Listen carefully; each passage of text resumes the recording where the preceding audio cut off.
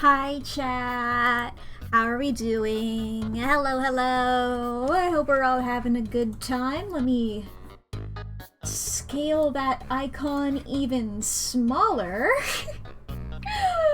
I mean, I have it set to about the same size as all the other sound effects. I don't know why that one wanted to be huge. Oh boy. What a time. Hello, chat. I hope we're all having a good Thursday. Hope we're all having a grand old time. I've been thinking about Cringe-tober. I have so many art things I have to do. I surely should not be thinking about it. I need to like set aside a couple of days to just go crazy for a couple of days and then I'll be normal. I need to do that at some point. Need to check the prompt list yourself. You guys want to look at it together? You guys want to look at the Cringe-tober prompt list together? Let me see here. Beep bop boop beep bop. I remember the username of the person who organizes it. I cry ink. Go me to Tumblr. Give me your image. Yes, save image. I think I have this saved in a CSP file somewhere for my, like, ideas. I don't know whether I'm gonna do all of them. I would love to do all of them, of course.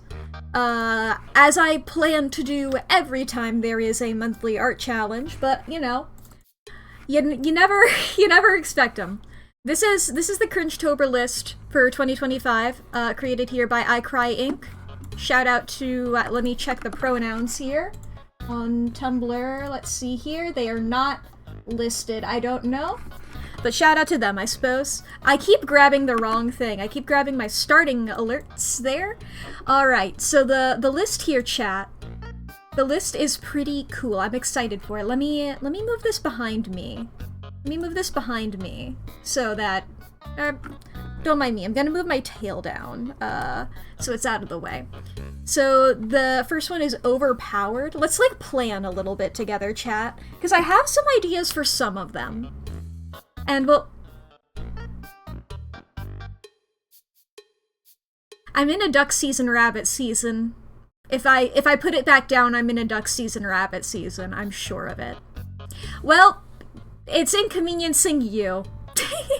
You're the people who are getting inconvenienced, so hey, that's up to you. Day one is overpowered. I don't have as many ideas. See, the thing is, whenever Cringe-tober comes around, it's surely just a matter of how many of these apply to me, because a lot of them tend to. I remember previous ones we've had, like, heterochromia, like, complementary colors, like, Catgirl, you know? And I'm just like, hey, that's me. We're all just talking about me. Everybody's talking about me. And I find that really fun. It's like, I can be overpowered if I wanted to be. Maybe. There's also the unfortunate. Always like to plan these out, and I try not to have anything like overlapping. And overpowered, there is a Blurbo I have in mind for that, but that guy also fits for a later day. That guy also fits for creepypasta down here, so I don't know. Overpowered, I'm thinking characters. Who's overpowered? It's hard for me to, like, actually think of overpowered characters. I remember I did look that up, and everybody was just like, Saitama from One Punch Man. Yeah, I mean, I have been actually, one second, I have a list here. I was just talking to Lee earlier about how I make so many lists. And of course, chat, I have a list right here, actually, of characters who are really powerful. This is something this is just something I've been doing on the side because I thought it would be really funny to maybe eventually... I would need a lot more characters for this. I love Tumblr bracket polls, where it's like putting characters against each other in like a little bit of a bracket moment. To, like, see who's the ultimate, who will fight each other, who would win. Of characters who literally, like, always win. You know? Because I hold it in my heart that no matter what, Kirby wins. I've been looking for a character that could theoretically beat Kirby, and I've not found one. The list so far, Kirby, obviously, and the aforementioned One Punch Man. The other characters on here are Austin Powers, Squirrel Girl, Bugs Bunny, and Columbo. That's my list of characters, and I would love more. I would love more if anybody else knows any. So I suppose for overpowered, could be Kirby. Could be Kirby.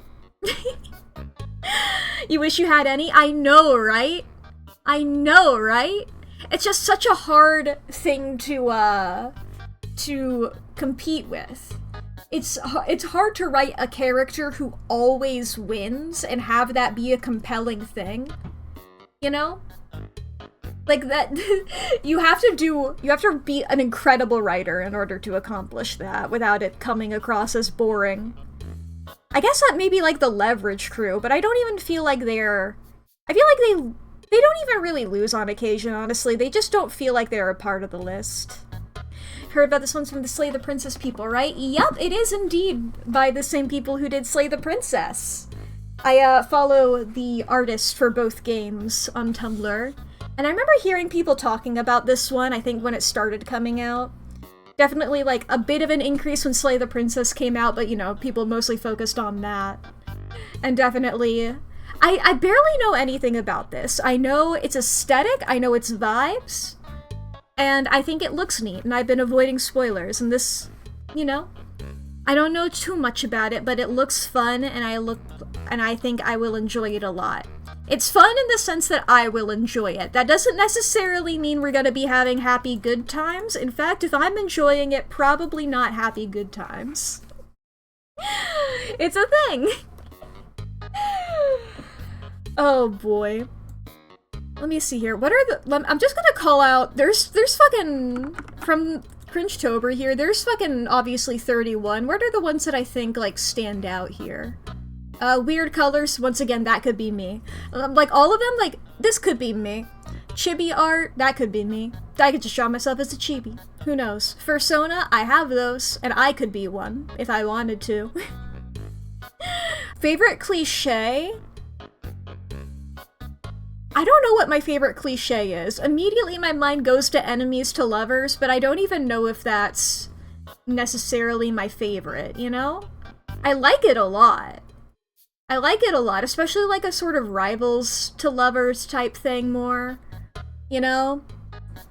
Like ooh, we both have opposing goals, but we both have like opposing viewpoints, but we have to work together for the common good kind of shit, you know?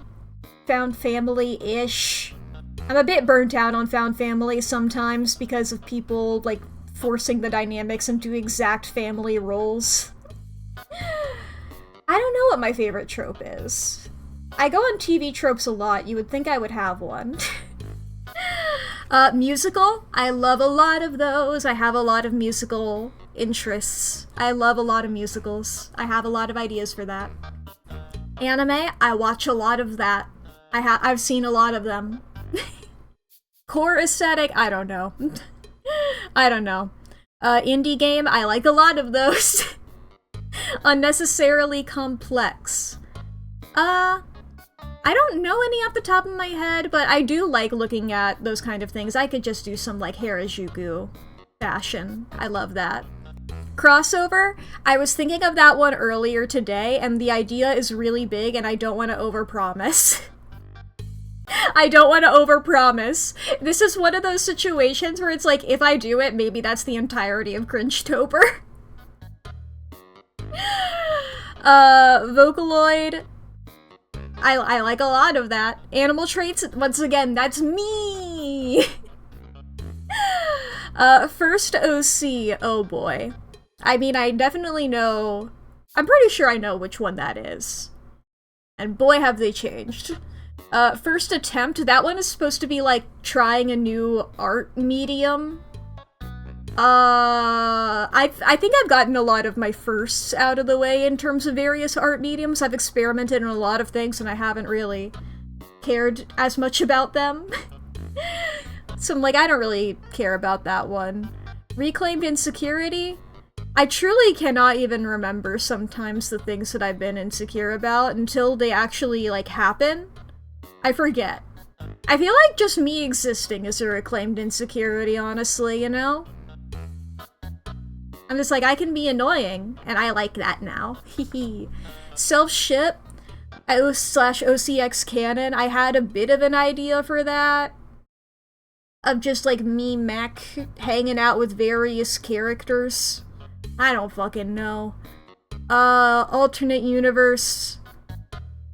That's so broad, I got no clue. Meme redraw, I do love doing those. Picru, I do love doing those. Animatic, I'm not making one. Not in the time. Not in that time, no. Maybe I could redraw... I don't think I've mentioned my dark backstory. The deep want to self-shift and the constant fight against the cringe instinct. Dude, sometimes you just gotta make yourself a little folder on your device that you never enter. Sometimes you get yourself an app and you password protect the app. You know? Embrace the cringe, exactly. Do you know how many times I've drawn myself kissing fictional characters? It's a non-zero amount. And I encourage it. Everybody should do it. Everybody should do it every day. I have, within the last month, read over 200 fanfiction. I will stand here loud and proud and I'll say, I read every single fanfic for one of the Date Everything characters, and it was over 200 of them. I think there were like 1 or 2 that I skipped. Was it Dorian? Maybe? Maybe. I will say, did you know that 40% of the fics for that character were written by the same person? Quantum Slayer, AO3 user Quantum Slayer, you have changed the world. Pasta water. You can't say that while I'm actively drinking. I'll fucking choke and die. Listen. Hey, I've run out of them. I've moved on to reading all of the Skips fanfics. Because I already ran out of Jacques fanfics. Nobody's writing about Jacques. Somebody please. More people should write about Jacques. Come on. You're all cowards. What's wrong with the pirate? What's wrong with the pirate? You refuse? Come on.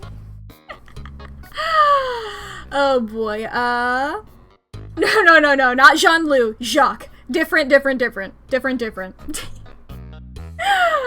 What else do we have over here? Oh yeah, I was gonna talk about my tragic dark backstory with the animatic thing. How many views does that animatic have? On a different channel, not mine. Well, I guess it is mine, but not Mack related. Unaffiliated to Mack. on my, like, I guess personal YouTube channel when I was in high school, I upload 45,000 views. It is so bad. I made that shit in Windows Movie Maker, and it was a nightmare to do.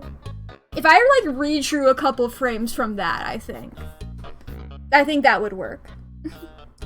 Art style experiment. I love drawing in other art styles. I think that would be fun. Soulmates. I do love a good soulmate AU. Character redesign.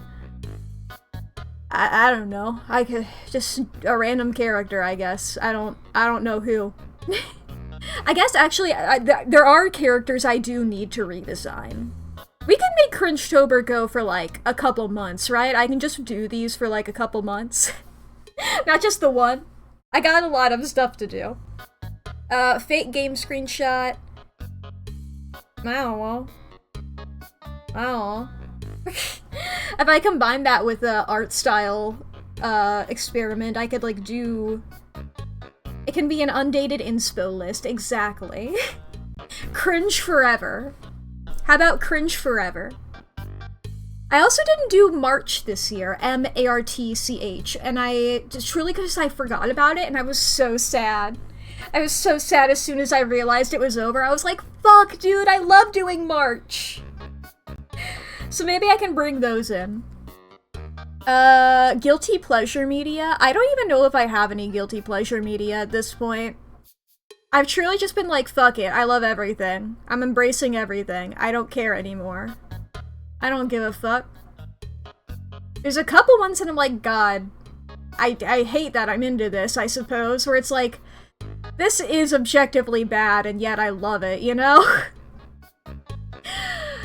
But who knows? I don't know if I even feel guilty about that, though. Oh, I thought of one that I do feel guilty about, but it's...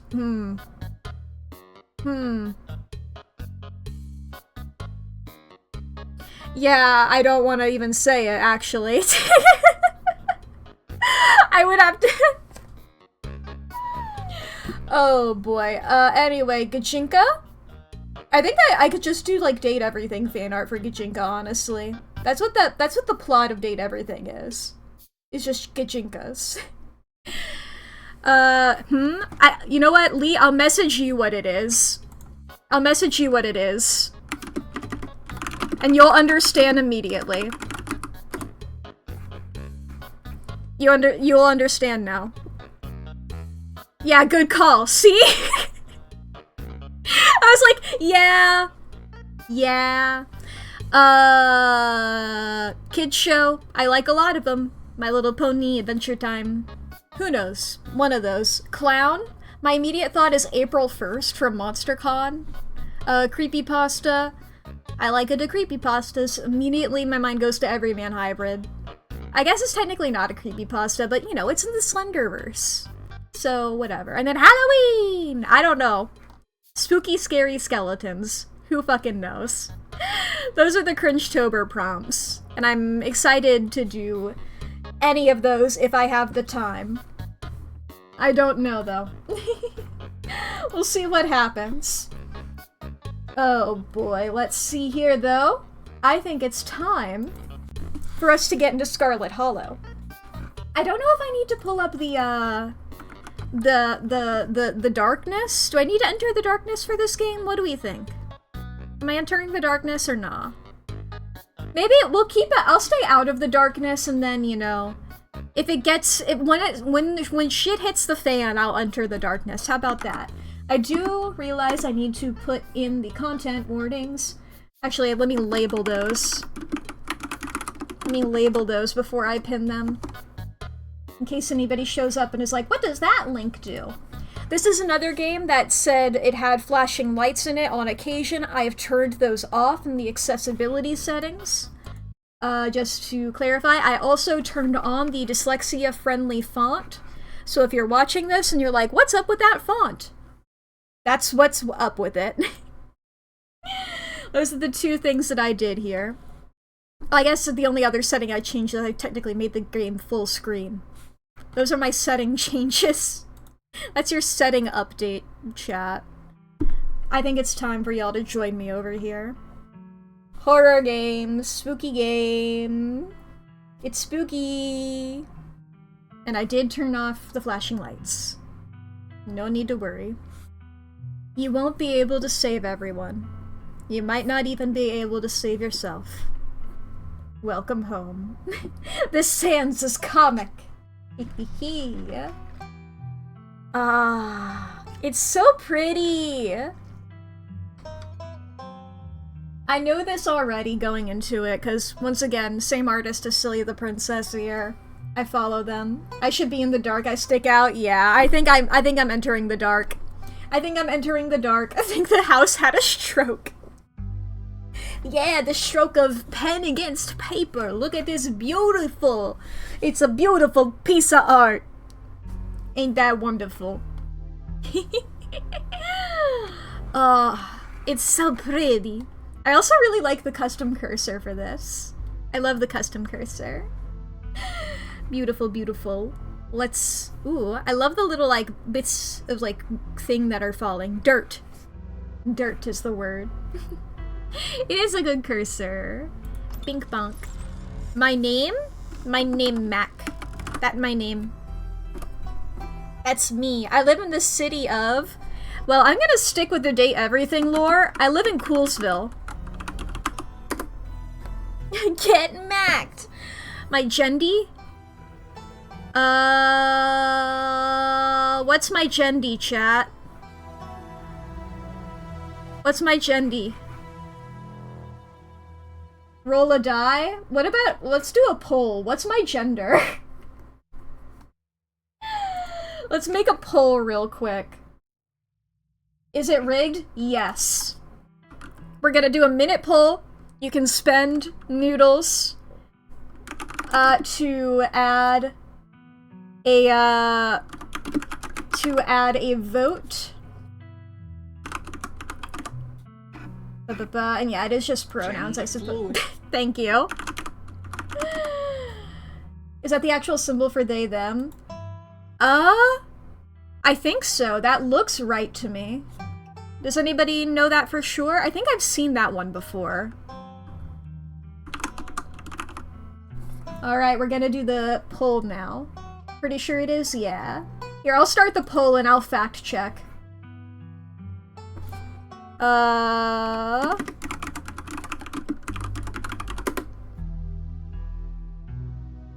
Yes, that is the symbol. That's a symbol for non-binary people. Yes, yes, yes. I'm seeing that various places. That makes sense to me. Now I'm forgetting, what's the intersex one? Let me Google that. By Google, I mean DuckDuckGo, but you know. That's what I thought it was. It's just like the Mars and Venus together. Or like they have the same circle. Alright. That's what I thought. Beep bop boop. But yes, that's that. I think I remember knowing what it looks like because I remember hearing that. Now, I don't know anything about JoJo's Bizarre Adventure other than pop culture. Oh, the poll is over. They, them. They, them, with 52% of the vote, 123 votes. He, him, 40% of the vote, 95 votes. And then she, her, with 8%, 20 votes. No women, damn chat, misogyny alert. Alright. Women aren't real. Women are scary. Women are from, like, scary places. 8% is all I get from the top surgery, Riddy.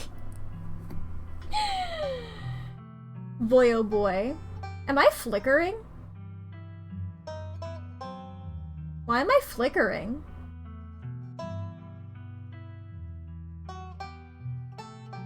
Huh? So, the color that I am is indicated by what screen that I'm on. I'm on the Scarlet Hollow screen. If I click on a different screen, if I go over to the monitoring Twitch screen, does it... Yeah, it just like fully stops. So... Because the monitoring switch is like dark mode here. If I went over to my VTuber screen, because this is a very bright white screen, it goes to be more white. If I go to this is another dark one, you know, various things like that. So when I go back over to Scarlet Hollow,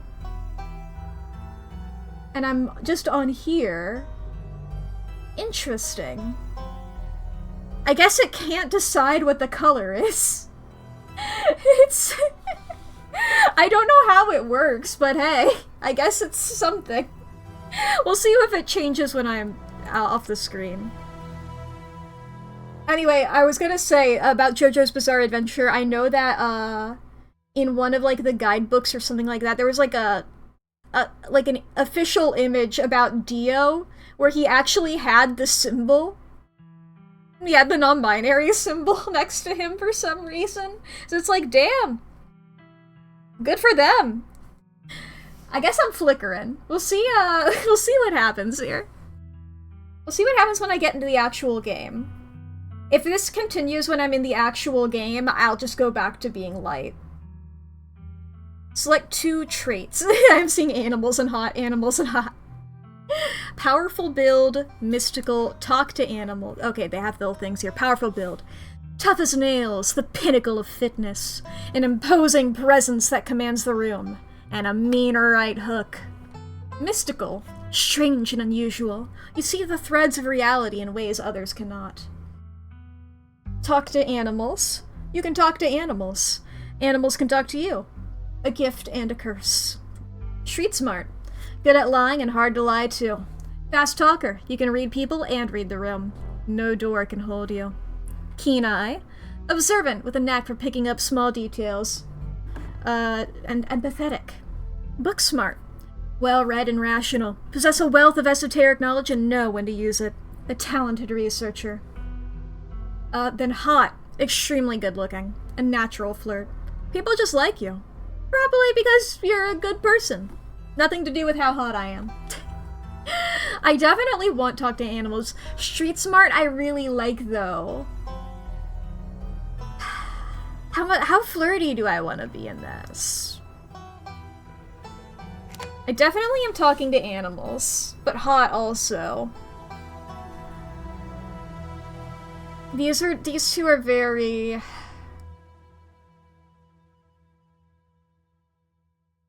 what charisma-based? Get the die. I don't have a die on my desk. They're all over there. They're all like 3 feet away from me. That's too far. Oh boy. Coward. You can bring me... That's a lot. 1 second. Let's see here. From the other side of the house. Give me a second. I'll just be flickering here. Give me a second. Let me stand up and walk away from the game. Let's see here. I have so many bags of dice here, actually. Which dice do I want? Let's go with the burger dice. I have dice that have little burgers in them. I got dice that have little burgers in them. Let's go with the burger dice. Let's see here. Where's the... What die do we want to use? I guess we'll just go for the D20 and do odds or evens. Let's see here. That's the noise of them falling back into their container. Let's say odds for street smarts and even for hot. That is a 2! I guess I'm hot. I mean, I am hot, but I just figured that went without saying. Alright, let me put the... I won't get up and put these away. I'll just put these, like... There they go. I'll put them next to my drink. I gotta say it for a game like this. I'm gonna turn off the dark real quick. Oh, I turned on self-voicing by accident. Self-voicing disabled. Apparently my keybind is I feel like the flickering is more distracting than me being bright, honestly.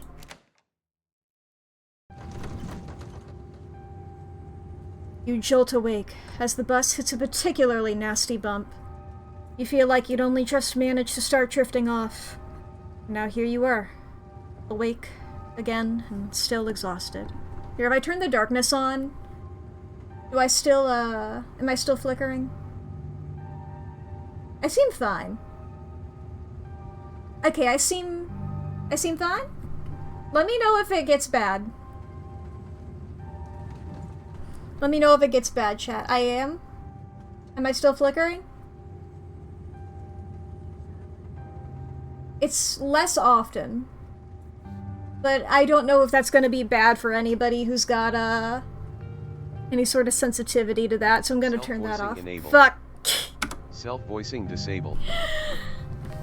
Anyway, what was the line again? I already forgot it. You jolt awake as the bus hits a particularly nasty bump. You feel like you'd only just managed to start drifting off. Now here you are, awake again and still exhausted. Here, if I look too bright, I can turn... We can go fully bright? Fully bright or in the horror zone? Spooky background, yay or nay? What do we say? In the horror? Okay. For a moment, you're hazy on the details of where exactly here is, confusing this bus with the many others that came before it. But as your mind continues to reassert its existence in the waking world, the past few days come back into focus. The long-lost cousin, the bad news, the 26 hours of bus rides with countless late-night stops and seedy depots that would have felt unsafe even in the middle of the day. You wouldn't normally find yourself traveling like this, but your cousin bought the tickets. I will say, chat, I know I have the dyslexia filter on. I really thought this said Despa. I really thought this said Despa. I was just like, the fucking what? The funeral of Pearl Ann Scarlet, your cousin's mother and your aunt, seemed like something you shouldn't ignore, even considering your own late mother's rocky relationship with this side of the family. Fortunately, the end of your long journey is in sight. You're almost in Scarlet Hollow. That's the name of the game! So anyway, as I was saying... I like this guy's vibe immediately. He looks like a loser. Oh no, he's still here. He has been sitting next to you for the past 5 hours, talking to you without pause. I wish he had pause. He would still be an animal, and then I could still talk to him. Looks like me. Thank you, I guess. I mean, after I just said he looks like a loser. You're not sure he even stopped when you started to doze off. At first you thought he was just being friendly, but that was several hours of one-sided conversation ago. I was up in Maryland, looking for work, but mostly messing around because I was a dumb teen. Me and my buddies were doing our usual prank stuff, you know, pushing joggers into the harbor, that sort of thing. What the hell? That's not cool, dude. What if they can't swim? Wait, what? Yeah, you know, teen stuff. So this girl comes up to us, swinging her purse, yelling about how she was gonna call the cops or whatever. It was hilarious. She actually hit my friend, and he said it hurt a lot, so I guess she really was mad and not just playing. But she kept swinging, and soon enough she lost her balance and fell into the harbor all on her own. We didn't even have to push her. We had a good laugh and fished her out, and her phone got soaked so she couldn't call the cops on us. We wound up hanging out all day. She kind of became my girlfriend after that. We've been on and off for about a year, so it's pretty serious. Though about 5 months ago, she tried to break up for me, like, for real. And jeez, you ever get so mad you just want to, like, kill somebody? Hot. Did he say she tried to break up with him?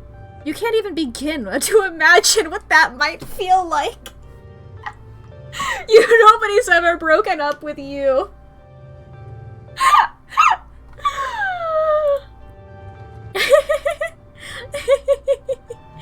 threaten.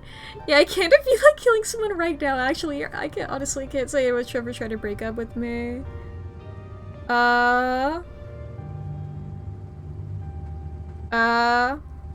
You know what? Yeah. I kind of feel like killing someone right now, actually. You flash him a knowing glare. See, you get it. You never know what a broken heart is gonna do to you until you're staring at it face to face. It can change a person, you know? Makes them think things they never thought they could. Ha! I honestly could have killed that woman. Anyway, she's giving birth to our son right now! So I'm trying to get up to Virginia to be there for it. Okay. Like, location noted, somewhere south of Virginia. But I don't know if I'm, like, into that stuff, so I might just wind up on a bus to New York or something instead. I've always wanted to go there. I'm just gonna be silent. You sit in silence as this man admits he's threatened to murder the soon-to-be mother of his child. A child whose birth he is currently missing and considering ditching to go have fun in New York. Anyways, where'd you say you were headed? I didn't. No need to be nasty, I was just asking. Not like I'm gonna follow you off the bus or anything. So, if you aren't getting off at my stop, then you must be headed to Scarlet Hollow, right? Or the Holler, as I call them in these parts. That's the only other stop until this bus turns around. I ride it pretty often, so I'd know. Almost nobody ever goes up that way, though, come to think of it. I had a couple of buddies who went up there to work in the mine. There's a coal mine up in the Holler, see? There's always a job listing or two on the boards around here. Yeah, we are in the South Coal Mine! Be in Appalachia? Let's fucking go! I know this area! Here we are! I'm in the mountains. Familiar territory. I've never wanted to do that kind of thing myself. I like my lungs the way they are, thanks. But my buddies got desperate enough to try it. I haven't heard from them in a while now that I think about it. I should see if they're on Facebook, see how they're doing up there. Hope they didn't die! He looks back at his phone, for once focused on something other than you. Oh, this is me. It was lovely meeting you. Hope you didn't get too bored without me hope you don't get too bored without me around to talk to. Here, I have something for you. The stranger rifles through his pack before presenting you with a dripping bag of peanuts! Thanks! They're boiled peanuts! I got them at a gas station a few buses back. I noticed you haven't eaten much, so I figured you could use them more than me. Plus they dripped all over my bag, so I don't want to carry them anymore. Tip, sometimes picking a dialogue option establishes new facts about who I am. Nice, I love boiled peanuts, is the Or I'm actually allergic to peanuts. These are things that could be facts about me. No thanks. You put your hand up to say no. I'm not really hungry. There's still a good 45 minutes left in your journey, pal, assuming nothing goes wrong. Best to have them on hand. The young man sets the peanuts down on the empty seat next to him. The juices dribble out through the bottom of the bag and into the upholstery, instantly soaking it in peanut brine. And with that, I leave you. Safe travels, friend. Hope I never see you again, bud.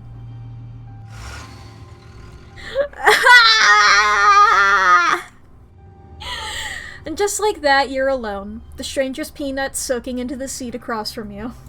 The slime! Maybe you can finally get some sleep. Next stop, Scarlet Hollow. End of the line. Almost there. Boy, oh boy. It's going great. Arrives Monday 11 a.m. Departs Monday 11:01 a.m. Damn. The bus finally comes to a stop, its brakes squealing as it deposits you in front of the Scarlet Hollow bus station. The sign at least reads bus station, but calling it that feels disingenuous. At best, it's a kiosk. Though for a small town like this, you're amazed there's so much as a road, let alone a bus that drives on it every week. The driver quickly shuts the doors behind you and starts the engine, kicking up dust clouds as he pulls away, eager to leave you and this place behind. Oops, I clicked a bit fast, but hey, Mac. You instantly recognize the worn young woman from the few public photos on her Facebook page. She's your cousin, Tabitha, and she looks annoyed to be here. You're the character who I always see and I'm like, whoa, Julia Trophy. Make a good first impression with a winning smile. You've never met someone who is able to resist your ability to make a good first impression. You flash a soft smile and give your condolences. Tabitha, it's so nice to finally meet you. I was sorry to hear about your mom. Thanks. For a brief moment, Tabitha is put at ease before she quickly straightens up and the annoyance returns to her face. It might not have been much, but you can confidently notch up another victory courtesy of the winning Mack smile trademark. Come on, let's go. I don't want to spend any more time down here than I have to. Alright. Your cousin turns and motions to an old BMW parked near the bus kiosk. You follow her, clambering into the dusty relic. Hell yeah. Off we go! It doesn't take much driving before the only signs of civilization are the car you're in and the road you're on. Tabitha maintains an icy silence as she focuses on the road. Dialogue options labeled Explore can usually be taken without advancing the story. They can impact relationships and unlock additional story paths, so choose carefully.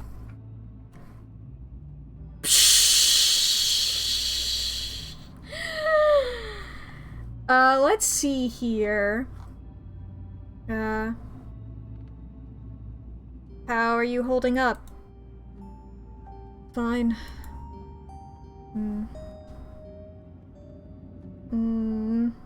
Okay. But if that ever changes, I'm here for you, alright? Even after I go home. Sure. I can't believe we've never actually met before this. You have your mom to thank for that.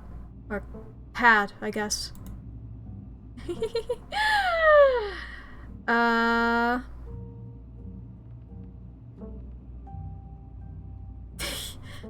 I don't know why my mom left or what kind of grudge she had against the side of the family, but I'm sorry. I wish I'd known about you. Whatever. What's done is done. I guess we're both members of the Dead Moms Club now, huh? Your cousin turns to you with an icy glare. Yeah. Maybe this would have worked to ease the tension if she were someone else, but she isn't. Yeah. That's why I left it alone for so long. She turns back to the road, her expression cold and unforgiving. So, the funeral. It's on Sunday, right? Yep, like I told you.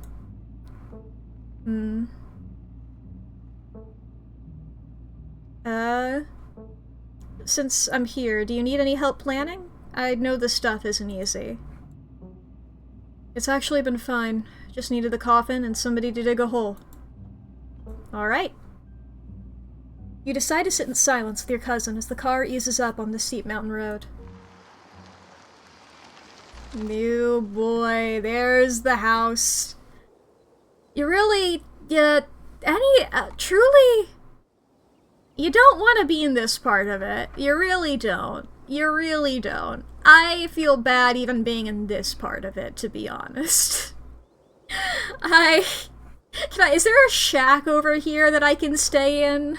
Or something? And here it is. The Scarlet Estate. Though it's seen better days, its crumbling elegance is not lost on you, someone used to cramped apartments in gray cities. Your mother told you about this place many times before she passed, always with an anger burning beneath her words. The faded majesty you once imagined doesn't quite compare with what's in front of you. A jarring blend of opulence and ruin. As you stare at it, perched on the crumbling cliffside, you can't help but feel like it's something that should have been left to rot a long, long time ago, in a galaxy far away. So... Oh, I love this little painting up here. The people with their umbrellas and their little doggy. Little doggy. And there's a doggy here, too. Can I talk to them? I know I can talk to animals. Can I talk to representations of animals? The art is so good. Yeah! Yeah, it is! It's crazy good. Ah! Ah! Ah! Ah! You're hit with a blast of dusty air as you step across the threshold and into the foyer. God. I can't draw anything resembling a background. This is fucking awesome. I'm like, every time I'm like, you know what, I'm getting better. Then I look at something like this, I'm like, how do I even begin to do that? How do I even begin to do anything like this? Everything in this room has been here for much longer than you've been alive. Each object cemented in place with layers of dust and cobwebs. You can hear doors creak on their hinges and the aches and moans of ancient floorboards as the house itself sways in the wind. Welcome to the family's humble estate. Unfortunately, due to the current state of the house, only a few rooms will be safely accessible during your stay. I wouldn't go wandering anywhere else if you value your limbs. The floors have been known to give out. If you know what's good for you, you'll stick to your room, your bathroom, and the kitchen. And hallways, I guess. But only the hallways you need to use to get those places. I'll show you around so you know where it's safe to walk. You can leave your bags here for the time being. Lie, it's beautiful. Oh. It's beautiful. It is. The estate was the prized jewel of this region for a long time. It's quite a magnificent piece of architecture, even now. Shall we begin our tour? Follow me. You put your bags down and follow Tabitha through the long, dusty hallway. She delicately steps over holes and tears in the floor, and you do your best to trace her steps. Kitchen. On Wednesdays, a woman from town comes in and does her cleaning. Her name is Janie. I wouldn't recommend socializing with her. She'll talk your ear off. If you need any food, there's fixins for peanut butter and jelly. Hi. Hi. Hi. I'm so excited to talk to you, my little friend. Don't touch my mac and cheese or my ice cream. Those are off limits. Oh, and you can also access the garden through here. But it's pretty wild. So I wouldn't if I were you. Tips. Some explore options prevent you from taking others. Choose carefully. Someone cleans this place? You said someone actually cleans this place? Have you ever actually seen that happen, or does this person ever just say they did it and leave? Explore, this is so nice. It's nice. Explore, lie, it's perfect. Awesome, I love PB&J. I mean, I do. Awesome, I love PB&J. How'd you know it was one of my favorites?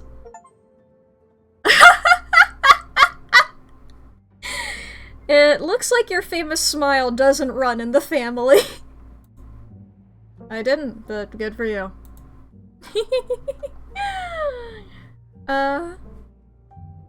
It's nice. It's a kitchen. Is there somewhere in town to buy food? I might want to eat something that other than PB&J this week. Is there somewhere in town we could get groceries? Well, aren't you fancy? Yeah, there's a general store. There's also a diner. I usually order my food in bulk online, though, so I wouldn't be going with you. Sweet, thanks. Cool, good talk. I'm not gonna test her on that. I already did the dead mom club joke. I don't think I should try there. Alright, what's next? What's next on the tour? Bathroom, follow me. Great, it's been hours since I've gone. As the two of you leave the kitchen, you pass by a tuxedo cat sitting on the countertop. There we go, we're finally acknowledging you. Approach the cat. Don't try to pet Frou-Frou. If she wants to be pet, she'll let you know. Ne me parle pas.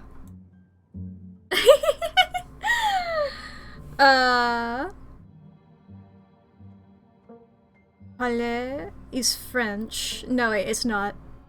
No, wait, it is.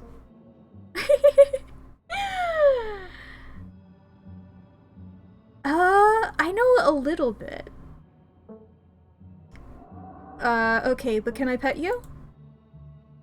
Another filthy American sticking their business where it doesn't belong. Beautiful sprite! No, you may not pet me. I would sooner smear myself with sewage than be touched by your filthy 8-pants. Stop wasting my time, let's finish the tour.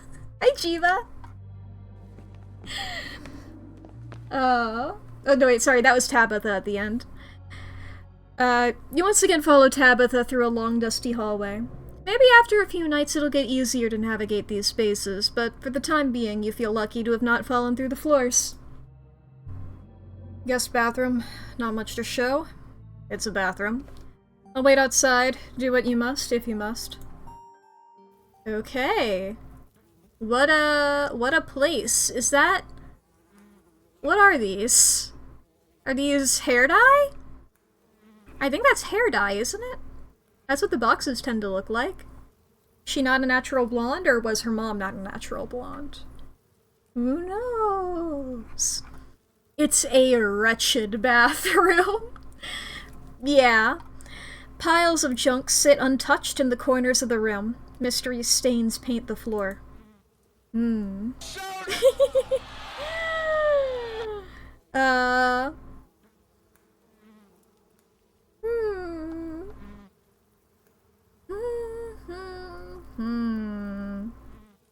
An interesting place.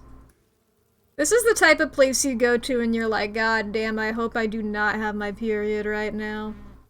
Alright. I don't want to comment on the state of it. Let me just lift the toilet seat. That's what I expected. Scram, fellas! The chick is up! I love that I can talk to animals. I just hear the bugs talking like that. It makes it, honestly, if I could not speak to animals, that would have been so much worse. But when they're like, scram, fellas, the chick is up, we gotta get out of here! It's like, you know, okay, that's fine. Bugs skitter from the bowl as you lift the seat. I mean, let's go for it. A toilet is a toilet. Sure, it could be cleaner, but your business needs doing, and this is as good a place as any. You do what you must and rejoin your cousin out in the hall. Next up, a guest bedroom. Last step on the tour. Follow me. You and Tabitha briefly return to the foyer before climbing the stairs and reaching the guest room. This is where you'll be staying. The linens are fresh. I had Janie wash them last week. I had to endure a half-hour rant about her kid to get her to do that, so you'd better be grateful. Closet is full of old family stuff, so you can't hang your clothes up, but you can use the dresser. It should be empty. Ooh. This is great. This is great. Way nicer than what I'm used to. I can't say I'm surprised. Each and every piece of furniture in this room is a genuine antique, handed down through the family for generations. This is not an IKEA bedroom or whatever nonsense you're used to in the city. Is this normal to ask? Is this your dead mom's room? Who used to sleep here? When? When? This house is almost 150 years old. Many, many people have slept here. And now you'll sleep here, carrying on the fine tradition of bedrooms being slept in. Guess I'll start to get settled. Follow me. I'll take you back to the foyer so you can collect your belongings. Hell yeah. This concludes our tour. I'm afraid I must return to my duties, so you'll have to entertain yourself for the rest of the day. Don't expect to see much of me. Okay, some dialogue options will open additional conversation paths, some right away and others down the line.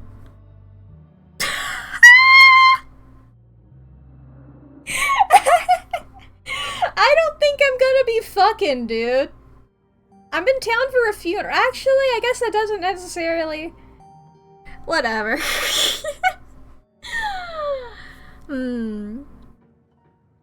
Let's see here.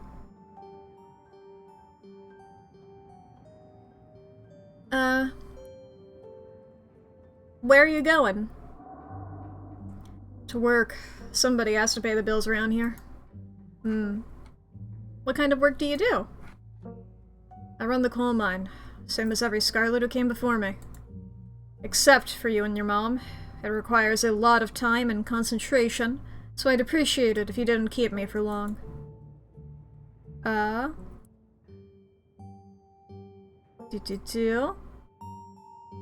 didn't know we owned a coal mine. We don't own the coal mine.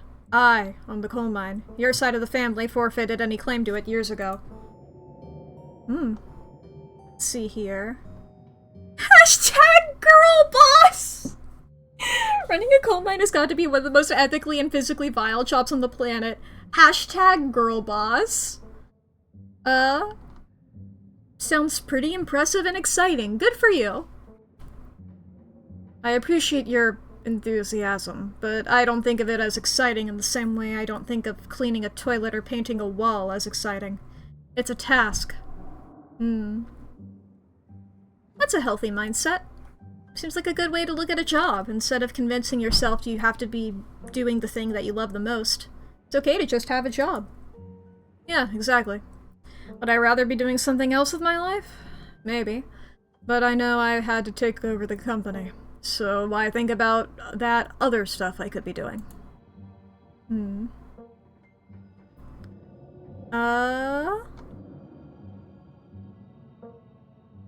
What am I supposed... Nah, I don't want to ask that. I feel crazy.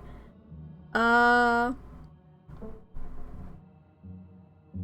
you sure you're okay? You seem kind of upset. I'm fine. I just need to get back to work.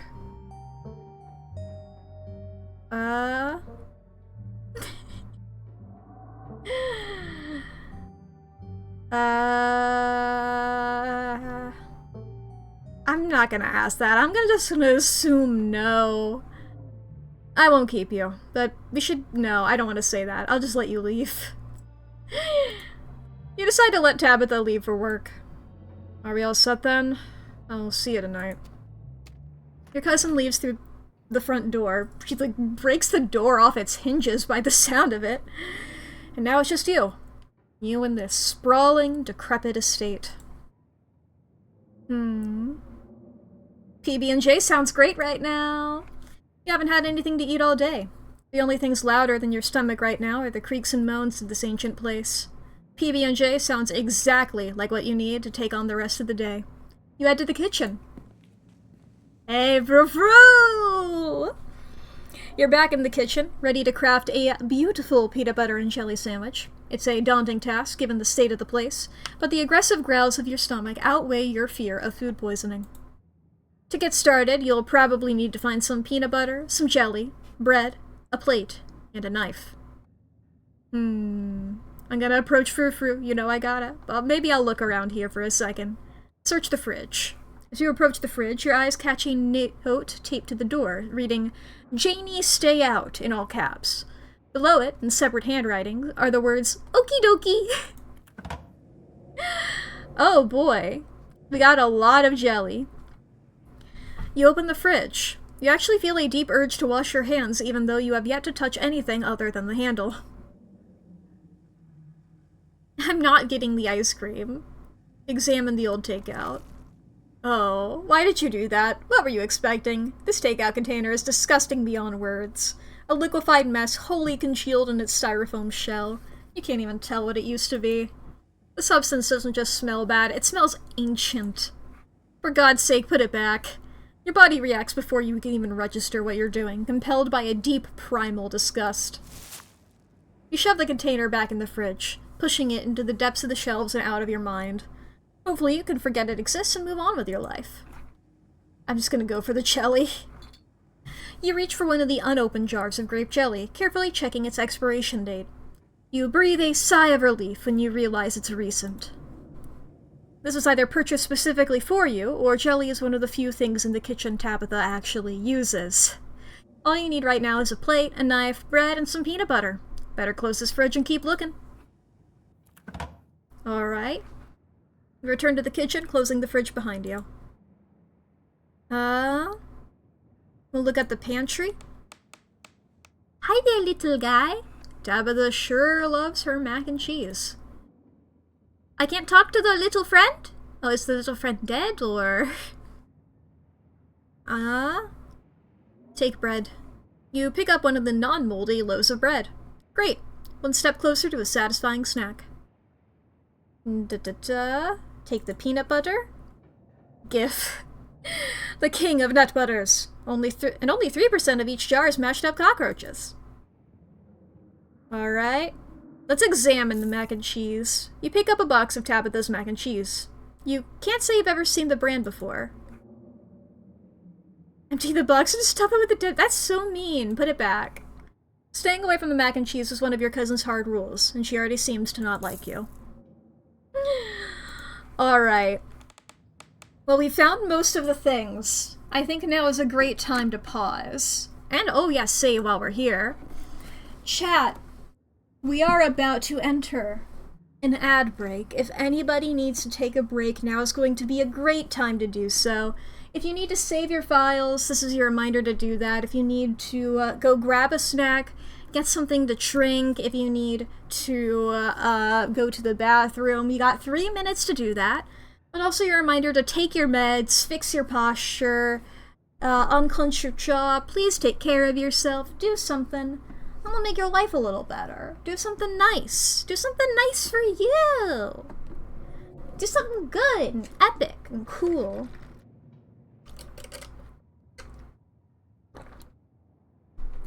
Anything like that, you know?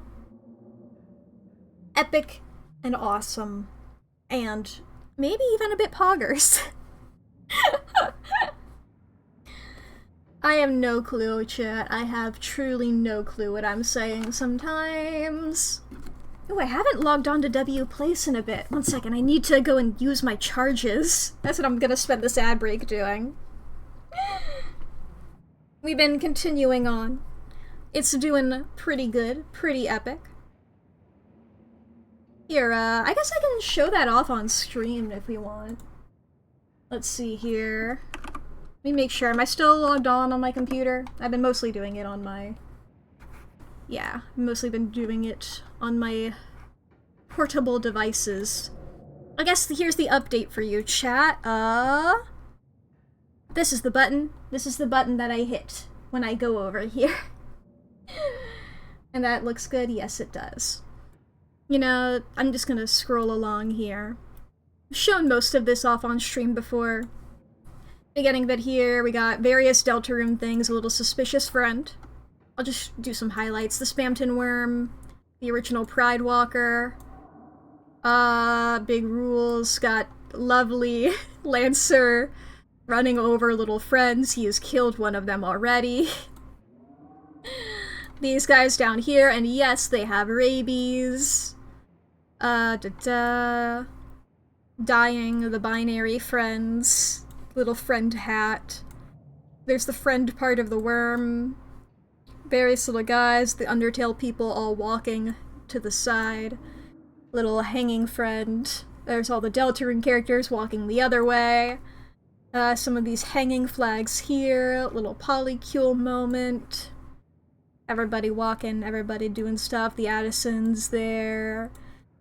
All of the Pokemon starters. Jimbo, Balacha. Ooh! This is new. I hadn't seen this little guy. Hadn't seen that little guy. Lovely. Let me go over here. Various Pokemons. Various of these guys. We've all been doing various of these. I'm working on this guy over here right now. This little Sableye. So let's see here. Let's do this hand real quick. That bit and that bit. And then, as you can see, I have unlocked all of the colors. Working on the worm right now, hell yeah. The spam worm. Do a little bit of that. Excellent.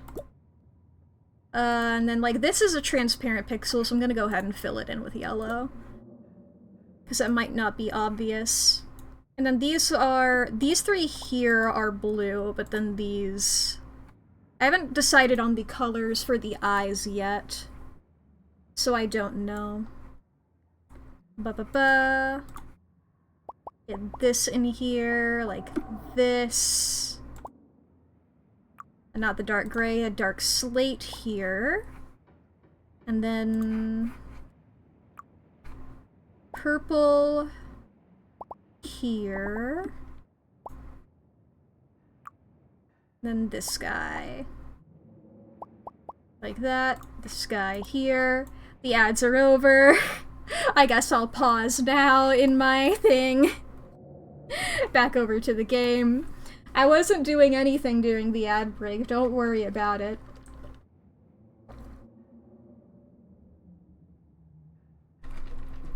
So I wasn't taking a big sip of my drink.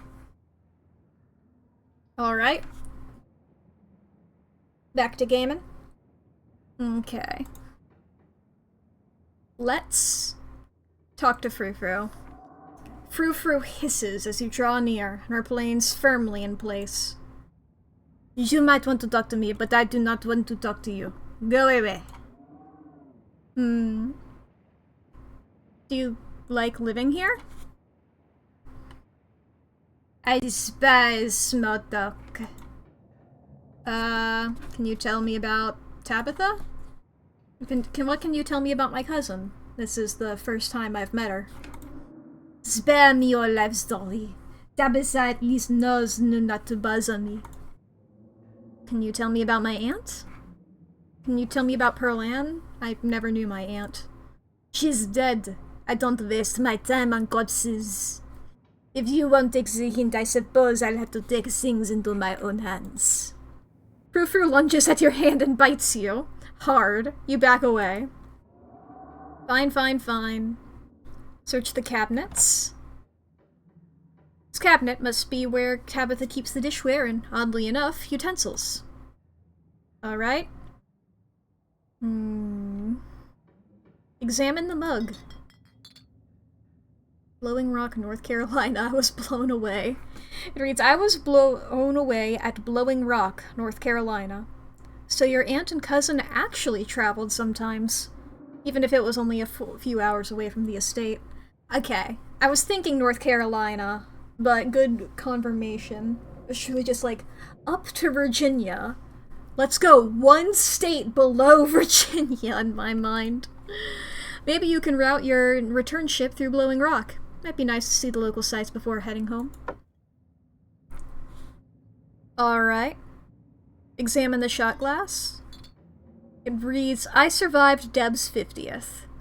Your aunt's name was Pearl Ann, so this wasn't from her 50th. From the few stories you'd heard from your mom, Pearl Ann wasn't the type to have kitschy friends who gave out themed shot glasses at their birthday parties. Let's go for a plate and butter knife. This is the last ingredient you need to make your PB&J. Time to get to work. Alright, close the cabinet. Alright, let's make that PB&J.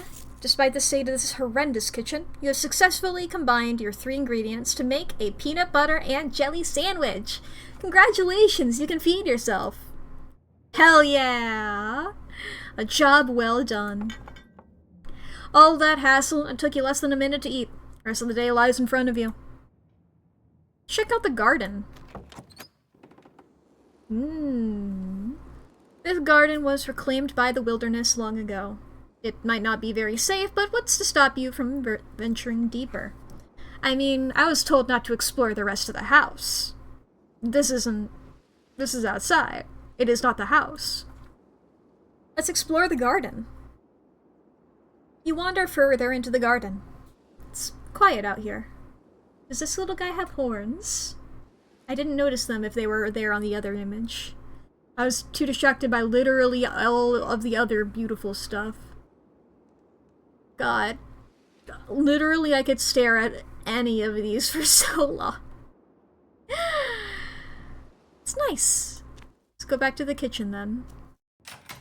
Head back inside and close the door behind you. Guess I'm done here then. Congratulations! You've eaten and you have a full day ahead of you. What do you want to do next? Let's settle into my room.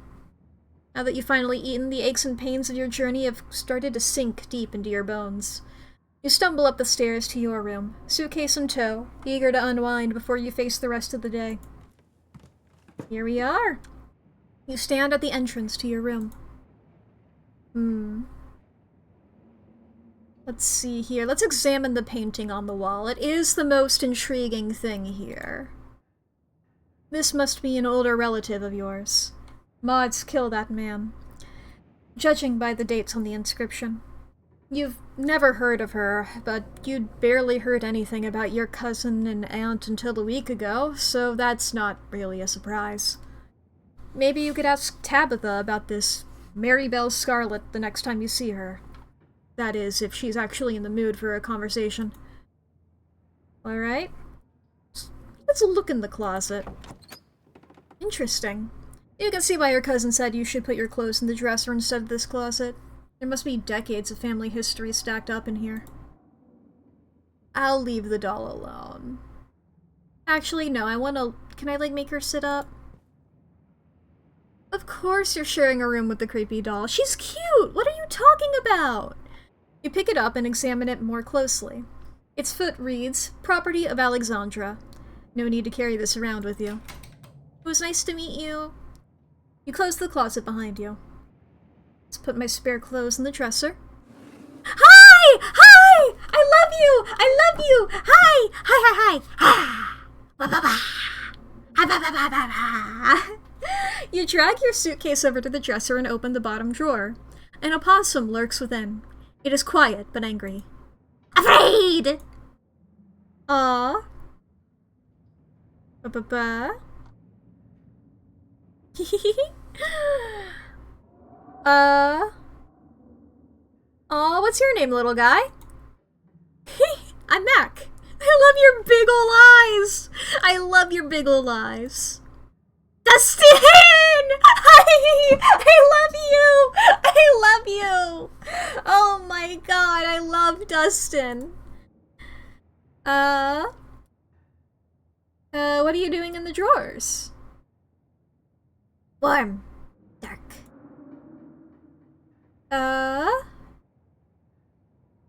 Can you move, please? I want to put my clothes in here. No, this Dustin house. Can you tell me about the human who lives here? Which human? Tell me about Tabitha. Dustin not good with names. Well, one of the humans died, so only one lives here now? 2 humans live here. Can you tell me about the humans who live here? Okay, Dustin. Can you tell me about the 2 humans who live here? 1 human sad, 1 human scary. The sad human? Can you tell me about them? Cries. Gives Dustin bad sleeps. And the scary human? What about them? Always watches. Eyes hateful. Okay, never mind. Thanks for the help, Dustin. Okay. I'm gonna fashion my clothes into a nest. You poor thing. You look so cold in there. I love you! You gently lay your clothes on top of the creature, arranging them in a little nest. Dustin closes his mouth, somewhat more at ease than before. Looks at you with shiny black eyes. Human is kind to Dustin. Dustin will remember this. You close the drawer, satisfied with yourself for a job well done. I love Dustin. Dustin will remember this. I love Dustin. This game... I forget how much this game was. It's all worth it for Dustin. It's all worth it for Dustin. I'm giving Dustin my wallet. Let's look out the window. You can only imagine how beautiful the garden must have been in its heyday. If you owned this place, you'd totally get out there with a shovel and some gardening gloves and whip it into shape. You'd go out and pull weeds, chop trees, carve topiaries, do whatever you needed to do to return it to its former glory. And once it was all done, you'd sit by the fountain, which would have a little goldfish in it, and drink a floral tea while enjoying the birdsong. Yeah, you definitely do that, just not right now. Fuck it, yeah, let's take a nap. You immediately collapse onto the bed. You're tired enough that being alone in a strange new place won't stop you from passing out. Or so you thought. You cough as a small cloud of dust rises up from the mattress. These sheets might be fresh, but everything beneath them might have been around to see the dawn of civilization. You try to settle in, but the bed is lumpy in strange places. You can feel the springs pressing through the fabric. You might be tired, but you're far from tired enough to get in more than a few minutes of uncomfortable napping. Alright. Doesn't seem like there's much else for you to do here right now. Might as well head into town. Do I want to explore the forbidden wings of the estate? Maybe just a little peek. Listen, if I never do, how will I enter a Beauty and the Beast scenario, you know? With Tabitha gone, there's no one stopping you from going into the forbidden wings of the estate. Just a little peek. Just a little peek. You immediately try the nearest door, only to be impeded by locks and chains. Might as well head to town then. Alright, I've already met the beast. Was it Frou-Frou or Dustin? Alright, with your cousin gone, there's nothing for you to really do here. You leave the estate and head out to explore the town. Dustin? Alright. I hope it's Dustin. I can fall in love with Dustin easily. If you would have known you'd wind up having to walk all the way back to town, you probably would have just asked Tabitha to leave you at the bus stop. Especially with how unhappy she seemed to see you. If only you could wipe the slate between the two of you clean and bury some of the tension. Though maybe her mother's funeral isn't the best time for something like that. Then again, maybe it's the perfect time. Continue down the path. It's really pretty out here. Yeah, it really is. I love the mountains. I love the Appalachian. I love birdies. Finally, you made it back to town. The holler, as that guy on the bus called it, has probably seen better days. It still has the feeling of an idyllic country town, but its sidewalks are cracked and many of the storefronts are boarded up, their windows dusty with age. A chill breeze sweeps down the lane, and you shudder, suddenly feeling as if you're peering into a grave. Damn. Hi! Gretchen, come back. Quit bothering strangers. Hi.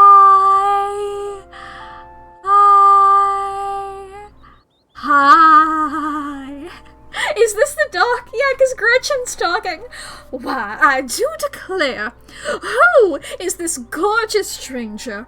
And why do they smell of peanut butter? You have a Mothman shirt.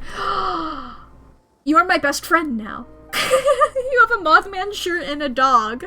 You have won me over. Oh, I haven't seen you around here before. The young woman is noticeably flustered by your appearance. It's a phenomenon that you, as a hot, are all too familiar with.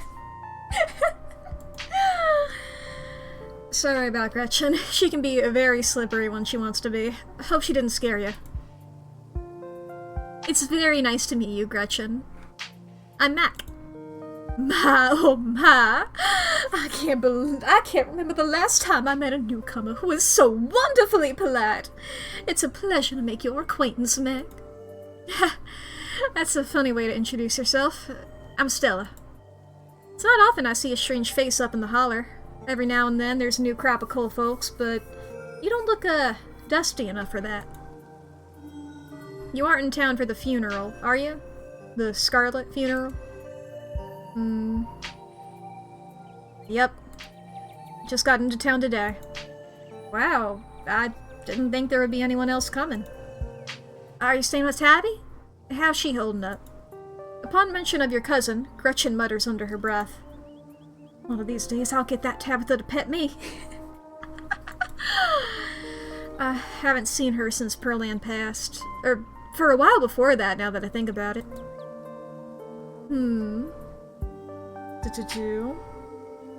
I'm sorry, did you say Tabby? I can't imagine Tabitha even going by something so... cute. She did back when I knew her better. It's been a while. I hope she's okay. Aw.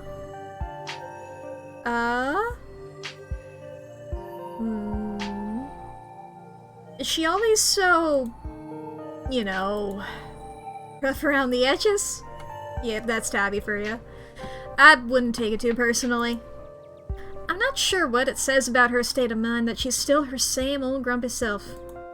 It'll probably be good for her now that you're staying there, even though she'll probably never admit it. How long have you known her? Oh, quite a long time. The town's really small, so everybody's known everybody else as far back as they can remember. Tabby and I got a little close when we were both in the school's production of A Midsummer Night's Dream. I was Puck and she was Mustard Steed. You are Puck! Fuck yeah! Stella! Stella! We're besties!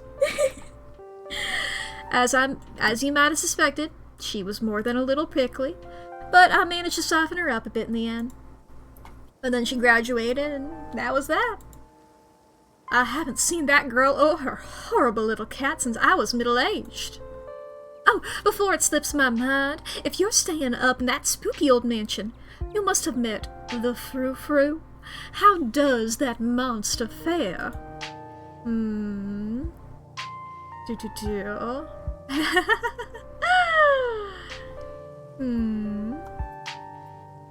Oh, yeah, I've met Frou-Frou. She might think she's so much better than me, but I will get her to let me pet her, even if it's the last thing I do.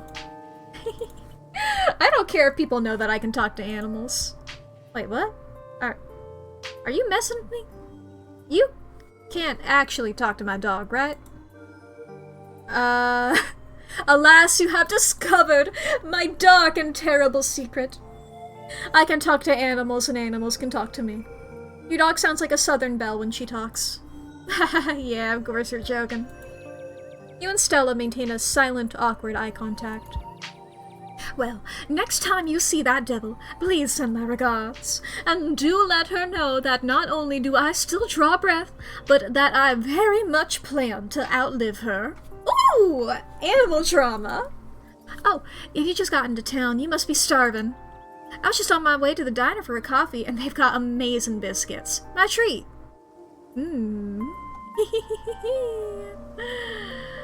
Let's see here. I can flirt if I want. Let's see here.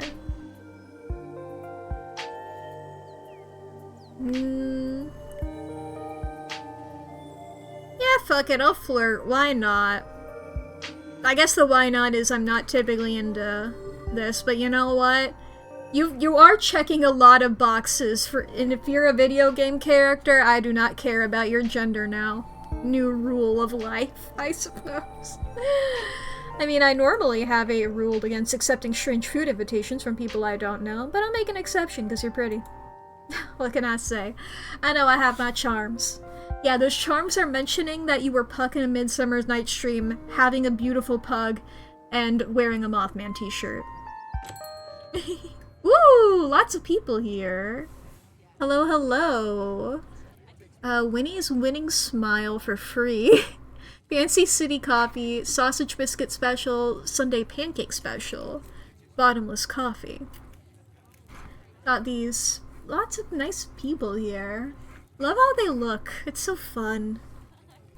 The pleasant aroma of greasy breakfast food hangs heavily in the air. In contrast with the empty, lifeless atmosphere of the family estate, the diner is filled with the comforting din of human life. All of which grinds to a sudden halt as the patrons realize that a stranger has entered the establishment. I love this kid just staring at me with the biggest eyes imaginable.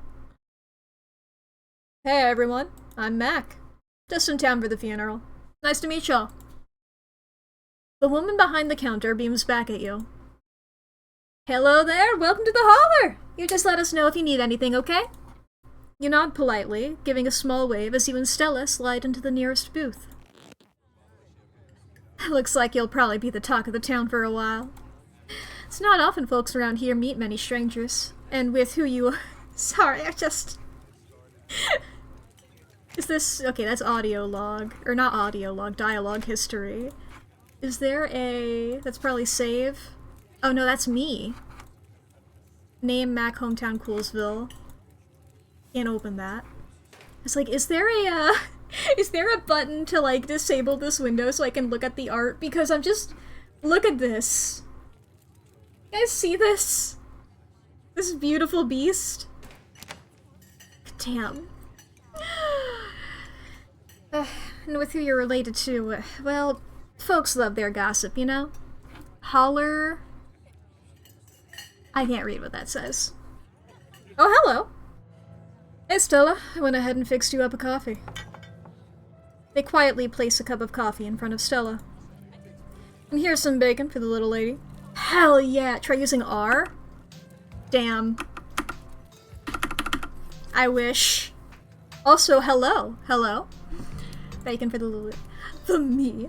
For me? Gretchen sniffs.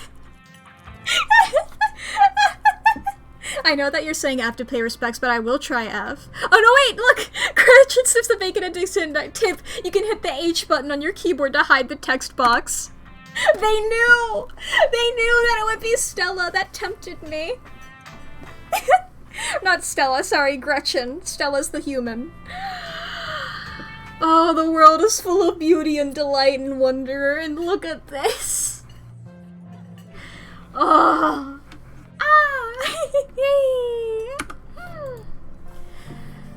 Avery is your name. And what about you, stranger? Anything I can get you?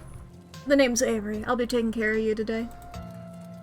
Let's see here.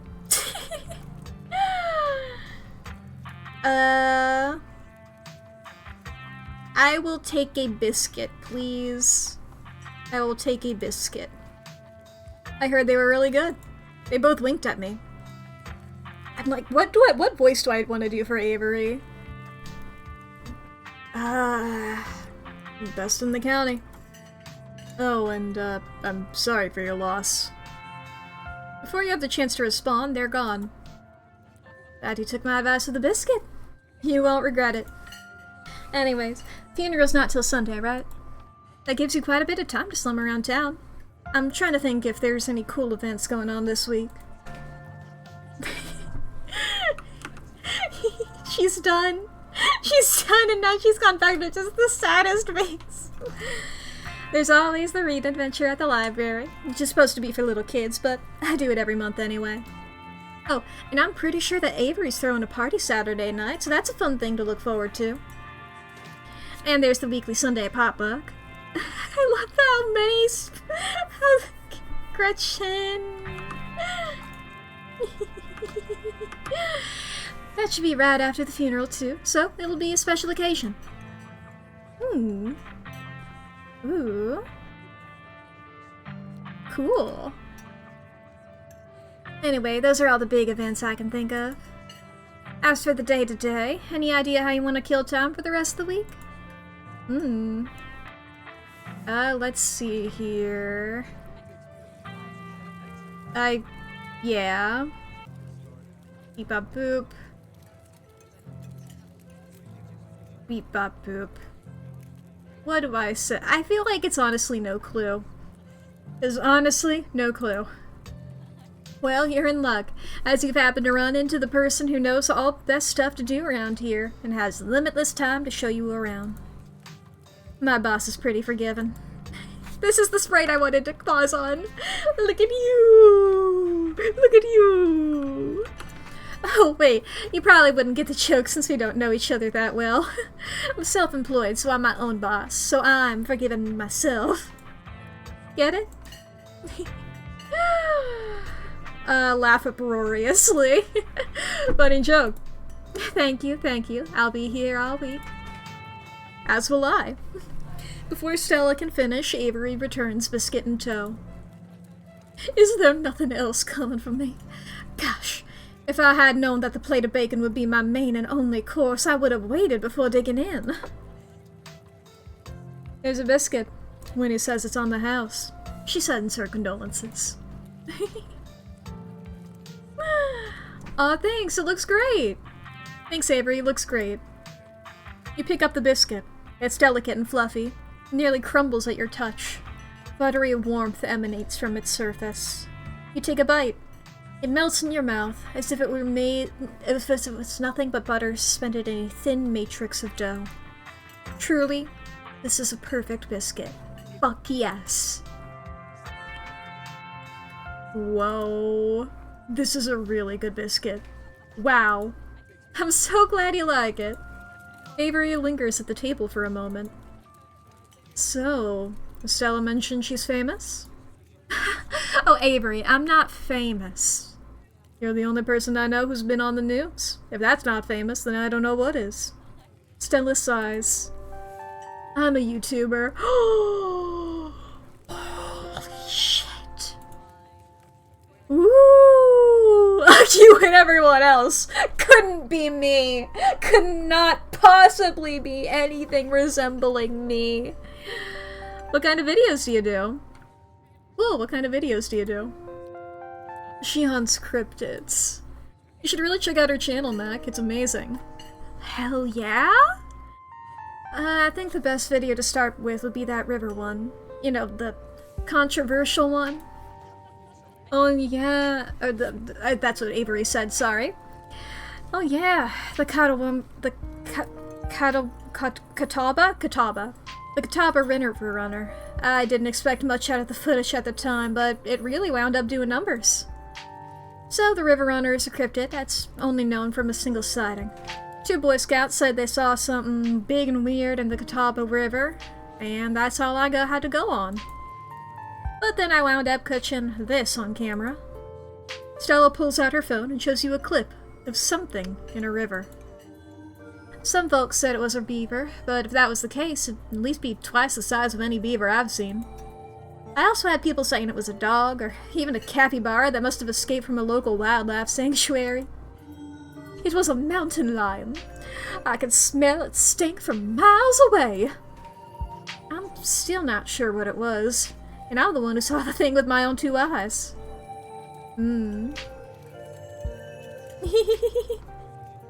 Gretchen thinks it's a mountain lion.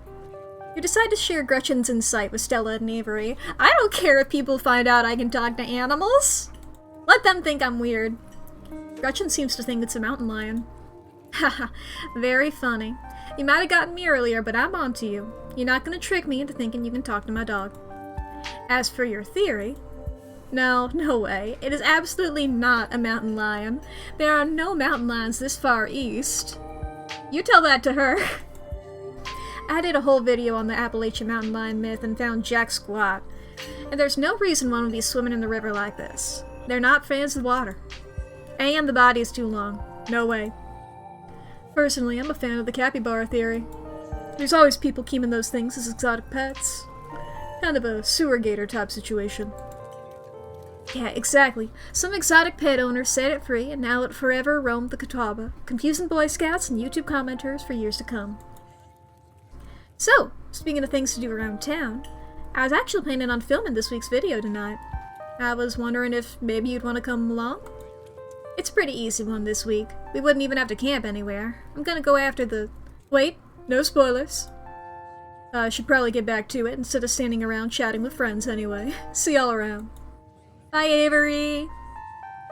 Now that the coast is clear, I'm going after Skunk Ape. Ooh. Interesting. Tell me more. Well, it's kind of like Bigfoot, only smellier. Most skunk ape sightings are from Florida, but while I was doing research for last week's video, I came across a report where a lady from the town over claimed to have seen one on her deck, playing tug-of-war with her dog. And as I leave no stone unturned, I decided it was worth investigating. So what do you want to say? Tag along? Hold the camera for me while I narrate against a darkening sky, that sort of thing? Alright. That depends. Are you gonna be there, Gretchen? Oh, naturally. I wouldn't want any misfortune to befall my beloved Stella. I must stay by her side through thick and thin, however odd her passions may be. Of course. It's actually been a while since I've had anyone but Gretchen out there with me. Say no more. I'm in. This is gonna be a lot of fun. I actually started the channel with a couple of buddies of mine back in middle school, so it'll kinda be like a blast from the past. I miss those two. Our videos are terrible. You know, that gets me thinking. I wonder if they'd be down to come along with us. Get the old gang back together. Though I guess Kanika has to go close out the general store tonight, so I'm pretty sure she's a no-go. But Reese, I think there's a decent chance we could get him to come out of his cave if he's up for it. Do you mind if I make a quick call? Stella pulls out her phone and dials it, waiting while it rings. Reese, dude, what's up? Feels like it's been forever. Aw, man, I'm sorry to hear that. You want me to come by, or...? Okay, if you're really sure. But if you change your mind... Oh, I was just calling to ask if you wanted to come out to the woods tonight. I met somebody cool in town today. They were Tabitha's cousin. I know, yeah. Just here for the week. Anyway, we're gonna go look out for the skunk ape. We could take the easier trails if that would help. Dang, man. Sounds awful. I hope you take it easy tonight. I'll swing by sometime this week and we can have a more low-key hang. How's that? Yeah, I'll bring them. Talk to you soon. Bye, bud. Reese. Reese. There's always been something off about that boy. I never did like the smell of him. Looks like it's just you and me, pal. Did he ask you to bring me to his house? Why? He's excited to meet you, of course. I think you'll find most folks in town are. Is he okay? He's not feeling well, that's all. He's had a lot going on the past, 10 years or so? But I feel like it's gotten a lot worse recently. I can't remember the last time I saw him leave his house. Oh, well, it's not my place to talk about, really. I just got a little excited thinking about having him along again. He's hilarious. You'd love him. We should swing by his place sometime this week. Yeah, that'd be nice. I'd love to meet your friends. Awesome. I'll make it happen. He's definitely the trickier one to meet. Kanika's much easier to track down since she's at the general store basically every day. But friendship can wait. We've got a skunk ape to hunt. So, we should probably head out if we want to make it up the mountain before it's too dark. Come on, let's blow this popsicle stand. Hell yeah. You pause before getting up. Maybe it's time to make a good first impression. Yeah, I'll leave a tip. You reach into your pockets and pull out a single crumbled dollar bill and a quarter. As long as you don't get sick of peanut butter and jelly, your meals will be free while you're here. Share the wealth while you've got it, you think to yourself. You leave the money on the table and follow Stella out of the diner. Look at you! Look at you! Oh, look at you, your little harness, you beautiful beast. Oh, you beautiful beast. The hound. It's probably just, like, shading of the bush here. But it looks like it could be, and I hope it is. You know those, like, vests that small dogs have that have, like, the big spikes on the back so they don't get picked up by birds? It looks like that. I think it's just the bush. However, until confirmed otherwise, this is the anti-cryptid harness. It hadn't been very cold when you first arrived in town, but as the sun dips closer and closer to the horizon, a chill descends upon the hollow, and you see your situation with renewed clarity. You're in a new place, far from the civilization and people that you know, following someone you just met into a dark forest in search of monsters. The town is very cool. My fucking house? I guess it's not really my house, but you know, the place I'm staying at, that my family's from, insane. God, it's even scarier. It's even scarier seeing just how high up it is, dude. Dude! Like, if you assume that, like, this window is the size of a person, it's like... Dude. Dude! And it's just a little church over here. Looks churchy. Gas station. Nice place. You feel... I think strangely calm. I'm like, oh my god, look at you! Oh my god, sorry! I think strangely calm is the vibe. Like, you know, this is weird, but it feels nostalgic for me, honestly. I haven't been in the woods in a while. Like, this is childhood to me, is being in the woods. You feel strangely calm. The setting sun paints beautiful colors in the sky. Fresh air fills your lungs, and pleasant song of crickets trill around you as night descends. Okay, Wolverine. How did you know my terrible secret that I was fucking... It's me. I'm Wolverine. This is what Wolverine sounds like, famously. We and Wolverine have the exact same voice. He sounds like this. Wolverine? He's not a Wolverine. He's a cat dog. Oh boy. Where was I in this? This is where you're supposed to be. With Stella by your side, sweet smile on her face, and Gretchen plodding along in front without a care in the world. Okay, it doesn't have the spikes. Sorry, wrong voice. Gotta love this brisk fall weather.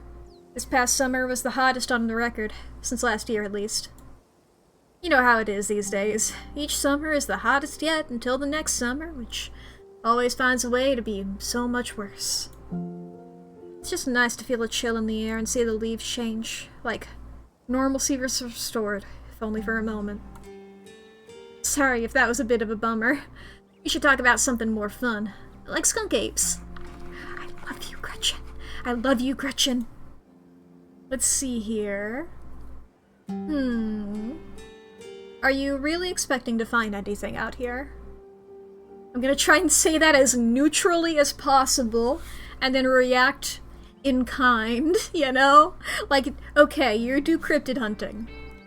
Do you believe in them? It's cool either way. That's fair. We are hunting a creature that stayed hidden from humans long enough to gain a mythic reputation. What are the odds of something like that popping out to star on my little YouTube channel? But hey, chances are never zero, right? Do you ever hunt things that aren't cryptids? You know, like ghosts, demon, werewolves, that kind of thing. Yeah, for sure. I used to go after all sorts of spooky stuff. I'd never had much luck, though. Especially when it came to ghosts. Back when I first started doing solo videos, I'd go into all sorts of old abandoned buildings, hoping I'd stumble across some sort of activity. But nothing ever happened. It was always just me and my camera in an old house getting worked up over a gust of wind or a creaky floorboard. When all's said and done, I've just been a lot luckier with cryptids. I want to believe in ghosts so bad, and I can't rule out the possibility that there really are true hauntings out there, but if there are, I sure as heck ain't seen one myself. Werewolves, I kinda lump in with cryptids. I'd be shocked if there actually were people out there who turned into animals, but werewolf lore lines up pretty well with the great beast genre of cryptid. As for demons, I don't know.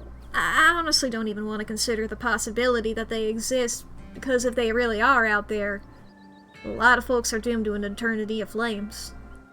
So, let's hope all that's just bunk, am I right? What about aliens? Don't even get me started. Do you see those UFO videos the government declassified? Aliens are definitely real, and they have absolutely visited Earth. Like, I believe in aliens way more than I believe in cryptids. I adore my darling Stella, but she gets the strangest ideas in her head these days. Ever since her parents went away, she's been more and more foolhardy with all this critter nonsense. You don't see me hunting aliens out here because we know they're real. I mean, I think that they're real, I just don't think we've been visited by them, and I think if they are real, then, you know, like, they're either really far away that we won't interact with them, or they're like, you know, unicellular organisms, or like a plant, you know? And that's really cool still. But, you know, they're not out here doing shit like that, in my opinion. I'll just say I'm skeptical, I suppose. I'm skeptical. Don't get me wrong, I have fun with the stories, but I feel like there are almost always far more plausible explanations. Like, little green men? How am I supposed to believe that stuff? They're actually tall gray men these days. Maybe your knowledge is just a little outdated. Alien research has come a long way since the 50s, you know? There are some very convincing stories out there if you know where to look. I know somebody who knows somebody who heard a story from this trucker in Fayetteville. His truck stopped in the middle of a road, just shut down completely, even though he had a full tank of gas. And suddenly, it looked like daylight outside. He could see cows out in the fields, birds in the sky, and this metallic-like egg thing appeared, floating in front of his truck. He passed out. When he woke up, he was missing one of his pinkies. It was like it had never even been there. It was just a smooth skin where a pinky should be. I know it's a second-hand source, but there's plenty more like it. And if they are true... Ooh. Alright, maybe I could come around on this. It's pretty interesting. Maybe I could come around on this eventually, if there's more proof. Oh, do I ever have more proof. Once we're back in civilization, I have a stockpile of videos and interviews that'll blow your mind. What's the wildest thing you've seen out here? Other than cryptids. Other than anything cryptid related, of course. Oh gosh, that's a good one. Let me think. Well, there's always the deer. There's always the deer I saw stealing baby birds out of a nest and eating them. That was pretty messed up. But I think most people know about that these days. I've seen tons of videos of other deer doing it, so I'm not sure if that counts as weird anymore. Oh, Tetanus Lake! That's definitely the weirdest. It was a 5-foot deep, 30-foot wide pile of old cans and bottles and assorted garbage with grass and trees growing on it so you could barely tell it was there until you stepped on it. It was practically solid ground with how much had been compressed, but you could still fall through if you weren't careful, hence the name. Better be up on your shots if you want to mess around in there. It's all stuff from the 50s too, which is super neat. I salvaged a few bottles that I keep in my dresser as a little souvenir. Damn, cool. I mean, not cool, but also cool. Don't like littering, but that does sound like a cool aesthetic, I suppose. Has anything bad ever happened on one of these hikes? You know, just curious. Let me think. There was that time back in early high school and Reese fell down a cliff. But he was fine. We had some folks from town rig up a pulley to get him out of the ravine, and his leg only took a week or two to heal. All in all, not too bad. Though I guess there was also that time I was out here alone and kinda got stuck in a cave. I was getting great footage of what I thought was a family of wampus cats, but I wasn't able to wiggle my way back out. Turns out that the wampus cats were actually skunks who very much did not appreciate me blocking the entrance to their hidey hole. And instead of running for help, Gretchen just sat outside, bored to tears. Lassie, she was not. I object to that accusation. I made sure to give those nasty little skunks a piece of my mind, that's what I did. And I kept Stella company, just as she would for me if I decided to hide in a hole for hours. Took about an hour to get loose, which was pretty intense. But after a few tomato juice baths later, I was right as rain. So it could have been a lot worse. Oh, and there was that time I accidentally stumbled into old Duke's property and nearly got my head shut off. But that happens to everybody sooner or later. I'd barely count it. So yeah, these hikes aren't all that dangerous, all things considered. Did you hear that? Oh! Is this old Duke? Oh, calm down, Gretchen, you old mutt. Oh, Duke, you rascal. Oh my god. Oh, beautiful, wonderful, delightful. Phew. Sorry for getting spooked, Duke. I thought you were some creature of darkness. Nah, girlie, just old Duke. Now, what the hell are you looking for all the way out here? Skunk ape? Sorry I asked. And who's this you sucker ain't coming with you? Wait a tick. You aren't. Is that? Yep. I see. Welcome to the holler. My condolences. Keep you in my prayers. Now, both of y'all on back to town here. It's best you steer clear of this area tonight. I'm out dealing with my own critter. I won't be too appreciative if a couple fools with a camera scare away my more sensitive wildlife. What are you hunting tonight? Something tall and hairy? Something tall and hairy? Something musky? You seen anything like that recently? Wouldn't you like to know? You never could stay in your business, Stella Richmond. Put that damn camera down. Oh, come on, Duke. Maybe I could help out. I'm pretty good at tracking. You know I learned from the best. That you did, but I've yet to see a shred of proof that you listen to any of it the way you trum around these woods at night yelling about chunka-bunkas or what have you. Someone's been getting at my chickens. I lost 3 this week and I can't afford to lose any more than that. Huh. I wonder if Skunk Ape has a taste for chicken. Now see, this is why I don't come to you about these things. It ain't no Skunk Ape, whatever the hell that is. I know exactly what this is, but I know you won't believe me if I tell you. Oh, Duke, you don't think it's... I do, actually. It's those damn mountain lions. They are out there, Stella. I don't care what your little investigation turned up. You haven't been out in these woods as long as I have. These sons of bitches are sneaky, of course. You won't find any in one night of tracking. And I know for a fact that's what's been getting my chickens. It couldn't be anything else. I'm telling you, man. Mountain lions are extinct in these parts. There hasn't been an actual sighting since the 1990s, and even those were iffy. It's true. There are mountain lions out here, such sure as sin. They pee on all the best trees. I can't believe you go out there with your YouTube saying some river monster stopped by a couple of school-age Boy Scouts that have been 100% confirmed, and yet Appalachian cougars are kind of far-fetched fantasy made up by geezers like me. You make me a little fool. I read those comments people were posting on your video. I'm sorry, dude. I didn't mean to sick anybody on you. I just don't think it's plausible. You'll leave those words when I come carrying a mountain lion corpse out of these woods at dawn. And if you two don't want a face full of buckshot, I suggest you run home and stay out of these woods tonight.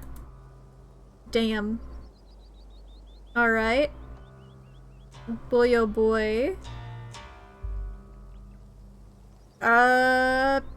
Yeah, okay, let's go.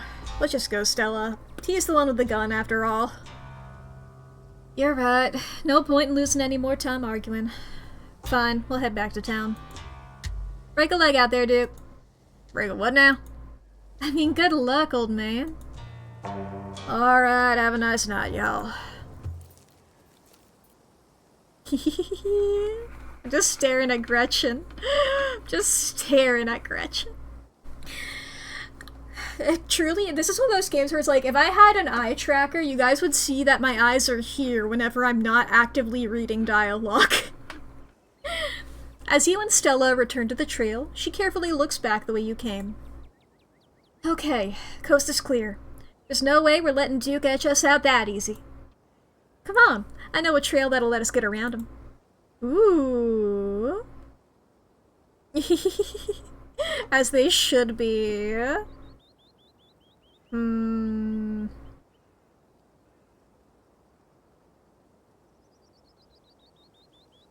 He's got a gun, though. I would love to go on a cryptid hunt, but that guy is actively carrying around a firearm and we don't have any sort of high-vis kind of stuff. You know, we're not wearing bright orange vests or anything like that. I doubt anything bright orange exists in this world. He's got a gun! And I'm scared for Gretchen. Exactly. Exactly. Look, I lived in the woods in hunting territory. It was just like, and I had a half pug. And it was just like, when that guy go outside, you know, during hunting season, it's like, we make sure that the neighbors know and stuff, you know? It's like, if we're letting that guy out in the woods, you gotta make sure nobody's gonna be shooting your beautiful little boy. No way. Not with Duke and his shotgun out there waiting to blow our heads off. Nuh-uh. No way. Not with Duke and his shotgun out there. I like my head intact, not blown to pieces. Thank you very much. While I understand your fears, Mac, this is an opportunity for a once-in-a-lifetime adventure.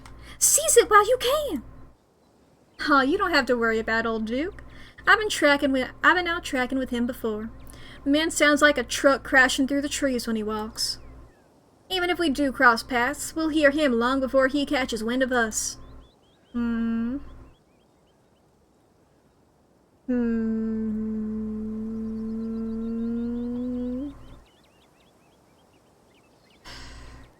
If Gretchen consents, genuinely, it's like, I was like, I don't want to do this. Then Gretchen was like, oh, come on, it'll be fine. I'm like, well, maybe it will be fine.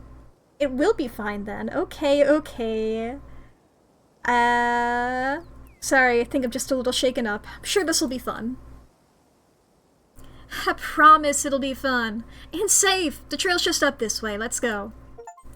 Woo-hoo-hoo. Alright, this looks like a good shot. Mind holding the camera? She hands to the camera and takes position. Ooh, hey, hey, hey! Ahem.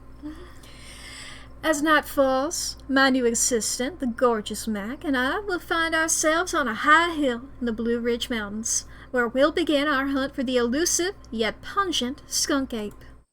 Though mostly encountered in Florida, this possible relative of Bigfoot has been spotted all along the southeastern edge of the United States, including right in this very county. Here's hoping we'll get a glimpse tonight. We'll check back once we're on the trail. Until then, stay searching, Stellars. And keep digging gritches. October 24th, 2022, almost Halloween. Woo, you're right. Wait, and it's gonna be in a week. The funeral. That's gonna be Halloween, baby! I can take that camera off your hands for now. We'll be able to start the trekking scenes once the sun sets all the way. Is Stella just Mack without Tumblr? Maybe. Stella might also be me if I wasn't repressing, if I hadn't spent my youth repressing my accent. Oh boy. In the meantime, we get to take in all this gorgeous scenery. Da-da. God, if that ain't a mood, exactly. Da-da-da.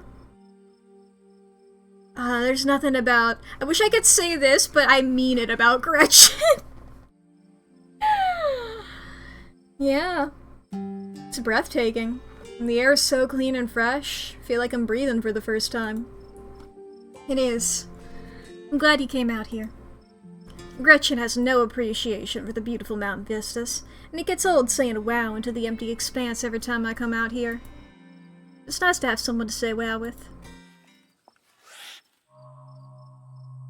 Huh. It sounded like a Your quiet moment with Stella is broken by a loud, percussive snort. Let's remain silent. I'm just gonna be like, stay quiet, listen for more. Did you hear that? That's a sound deer make when they want us to warn... That's a sound deer make when they want to warn the rest of their herd about big scary predators. Like us. Let's check it out. Wouldn't I understand the deer, though? Oh, this is normal. This is normal. This is normal. Oh, oh. Oh, I can look at her directly here. Oh, look at you. My beautiful cousin. My beautiful cousin, Gretchen. Because as mentioned previously, all dogs and cats are my cousins, so that's my beautiful cousin, Gretchen. Frou-Frou is also my cousin by that definition. You don't always get along well with your cousins. Maybe that's the moral of the game, actually. Oh, my beautiful cousin Gretchen. As you and Stella hear the footfalls of animals retreating into the woods, she reaches for her flashlight. Ooh. Can you hear the sweet whispers of the new growth? I'll just go with my own sort of ish voice until I have any further information. Oh. Horror loves a fucked up deer. Horror loves a fucked up deer. I am not immune to fucked up deer. A single deer remains behind, staring down the beam of light while Gretchen whines and pulls at her harness. The acorn becomes the oak, becomes the rich rot that swaddles the acorn. The cycle is stretched, is not the cycle that is broken. The deer! There is something uncouthly fake and vile to its odors. Let me at him! How dare he infringe upon my dearest Stella's personal space? Let me at him! Your souring husk will feed the coming world. This is good. And then it is gone. Goodbye! I'm wondering, it's like, did Stella hear that, or was that just me? Stella, did you understand its words? Imagine if I couldn't talk to animals. Jeez, Gretchen, calm down. You're gonna hurt yourself. Oh ma, it seems I was consumed by a blind rage. How very unladylike. What must you think of me? Let's pause, chat. From that beautiful interaction we just had, a fucked up deer. We can take all that in while the ads happen. Chat, we're about to take an ad break. We do 3 minutes of ads once every hour here as a good reminder to take care of yourself. If you need to go to the bathroom, if you need to grab a snack, you need to get something to drink, you got 3 minutes here to do that. Do just that. Do anything that'll make your life a little bit better. Like, here's your reminder to save your files, to fix your posture, to unclench your jaw, and to take your meds. Please take care of yourself. Please make sure you're all good. Did you have an idea that you wanted to quickly jot down before it escaped you? Do that now. Did you have a reminder that you needed to remember? Do you have something you quickly jotted down earlier you need to remember? Check that out right now. Make sure you're all good. Do what you need to do and stuff. Boy oh boy. Have a splendid time. I won't be making any progress in the game. You're not gonna miss out on anything. Don't you worry about that. I think I might actually go to the BRB screen for a second. While Matt goes to do 3 minutes of pixel art. True, I might go to the BRB screen for a second. I want to change into my pajamas. I normally change into my pajamas before stream, but I didn't today because I was eating food very much like directly before stream. So like, I want to do that real quick. I will return shortly, chat. Don't you worry about nothing.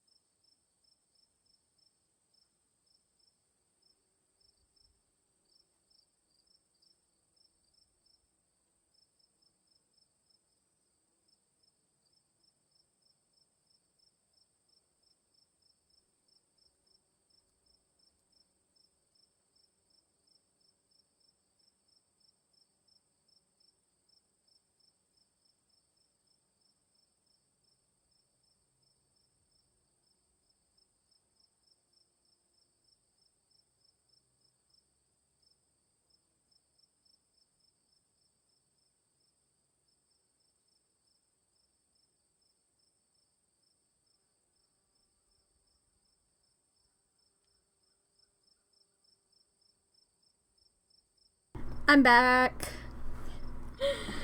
Truly, I was just like, I need to change because my pants had a chain on them, and it was so hard to not fidget with it. You might have heard me fidgeting with it, I'm not sure. I was like, I have to stop this. I have to put on, like, at least pajama pants so that I'm not fidgeting with this chain, because I'm like, I don't know if this is picking up on mic. I don't know if the clinking of the chain is picking up on mic. I was like, I need that to not happen. Boy, oh boy. And I do have time for like a couple of pixels, I suppose. Not a lot of pixels, but a couple of them. I need to pull up,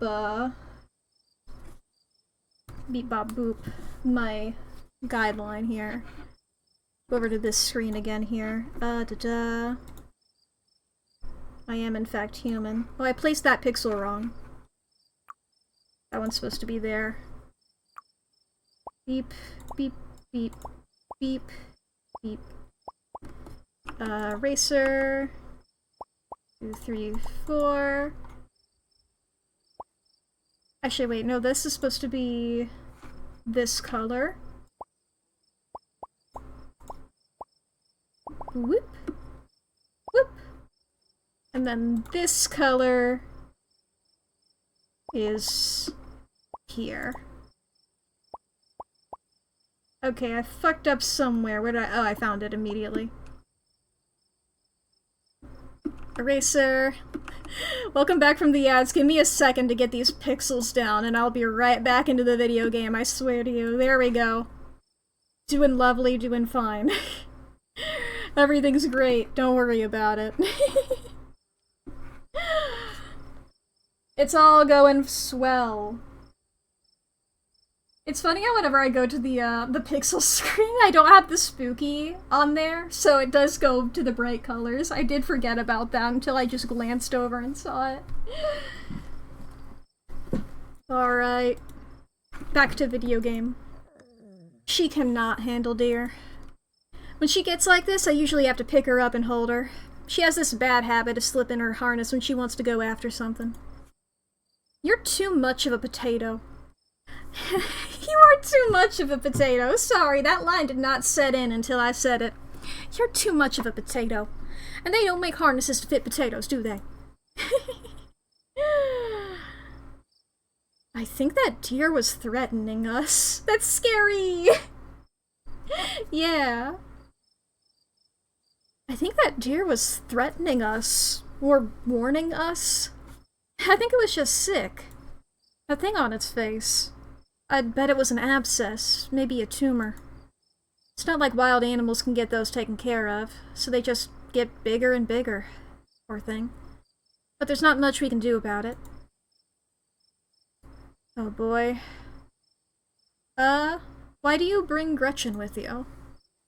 She doesn't seem like the safest choice for a hiking companion. Excuse you? Oh, after that outburst came over me, well, I suppose I can see the merit of your concern. I actually find her to be quite the opposite. Sure, she wants to chase stuff, but I usually let her when I'm not on one of my cryptid hunts, so I can't hold that against her. I'm just happy she's still so feisty even at her age. Pugs aren't exactly known for their good health, but here she is, running around the woods at 17. Damn! You go, Grandma! And I feel like the fresh mountain air and exercise have helped her a lot in that regard. You defy the laws of nature, don't you, Gretch? Damn. Well, that got my heart rate up. Alright, you know what? Let's remain silent. Remain silent. Hey, you hungry? Now seems like a great time to take a snack break. Snack, snack, snack, snack, snack. As you settle down to rest, Stella opens a bag of assorted snacks. Ooh. Oh, they're sesame sticks. Ah. I really was like, sesame seeds? Do you mean sunflower seeds? No. If they were sunflower seeds, I would have gone for them. You know what? If you put in the extra M&Ms, that's because you wanted to eat them. She can go in whatever dangerous situation and die whatever horror method she wants to when the time comes. She earned whatever she wants, yeah? You go, Grandma. That's up to her. I'll take a snack bar. You grab a snack bar. Excellent choice. Good source of energy and chocolate. Plus I made them myself and friendship is the best ingredient. Really complements the cherries and cashews. Nice. Made them yourself, hell yeah. Sorry, I'm gonna say that. I'm gonna gasp every time I see Gretchen, alright? Whenever Gretchen's doing literally anything, I will cheer and clap. Are you guys able to see the spooky eyes in the forest? Or okay, good, I'm not covering them. I was like, how big am I? Am I covering that? No, I'm not. The spooky eyes are still visible to y'all. Oh, hey, eyes! You and Stella settle down on an overlook, snacks in hand, as the quiet sounds of evening wildlife wash over you. Gretchen gnaws a stick, distracted for the time being. God, this place is so fucking pretty.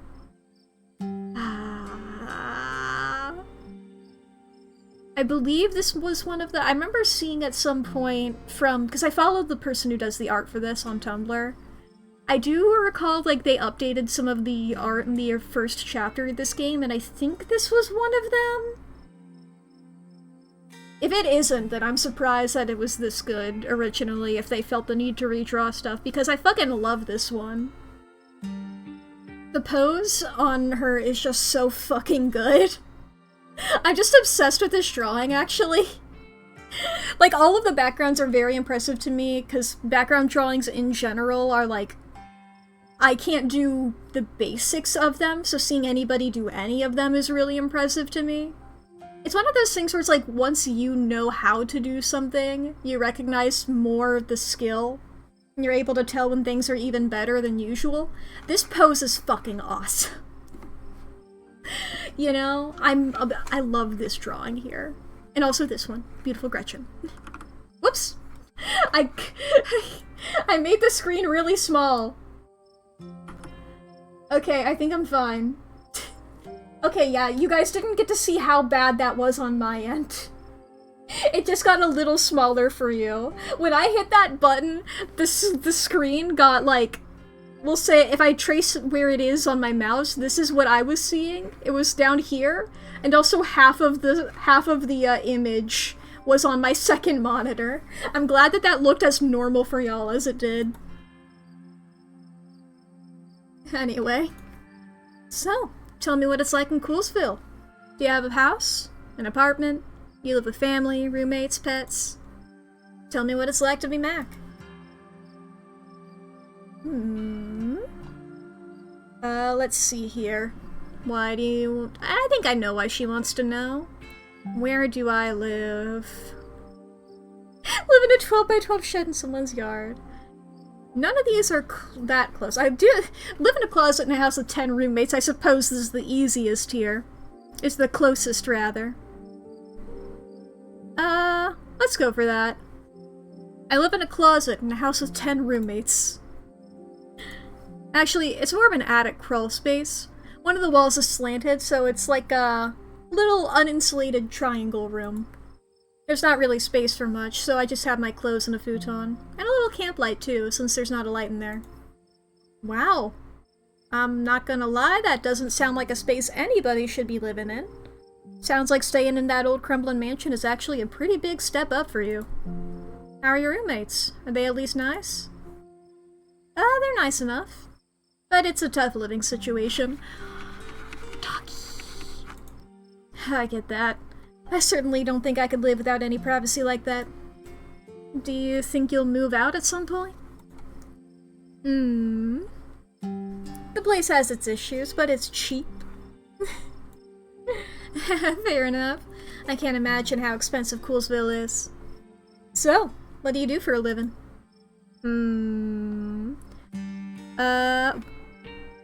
It's real! Build ads for a company, arts and crafts on Etsy, first year associate, blah blah blah. Well? Streamer option. I'm actually a streamer. Oh, no way! Fellow content creator. Guess we've got a lot in common, Matt. What are the odds? What sort of streams do you do? Well, I play video games. I mostly stream video games. That's cool. Have to check out your channel sometime this week. How do you like it? Scary. I wouldn't trade it for the world. Most people I meet tend to raise their eyebrows when I tell them what I do, but I love it. Might not be much, but it makes me feel like I'm taking control of my own destiny. Believe me, I can relate. I don't think I'd give up what I do for anything. A crisp breeze passes over you. What about you? What's your story? Gretchen and I live in a little house just outside town. It's actually the house I grew up in, so it has a lot of pleasant memories attached to it. And I'm glad I could keep it in the family. My great-great-grandfather built that house, and he must have done a great job because it's just as sturdy as it's ever been. Do you live alone? Yeah. The place used to belong to my parents, but they're not around anymore. And the Holler's a small enough place that other folks don't need roommates. Ah. They're not around anymore, okay. Yeah, let's just not assume anything about that. Let's just say nothing. Hold your silence, uninterested or perhaps unwilling to probe Stella any further. Was that it? My stars, what was that? Showtime.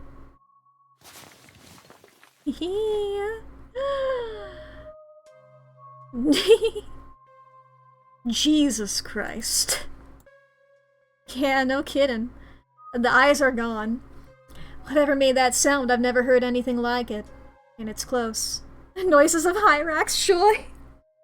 If we've got a Hyrax in North Carolina, I'm gonna have questions.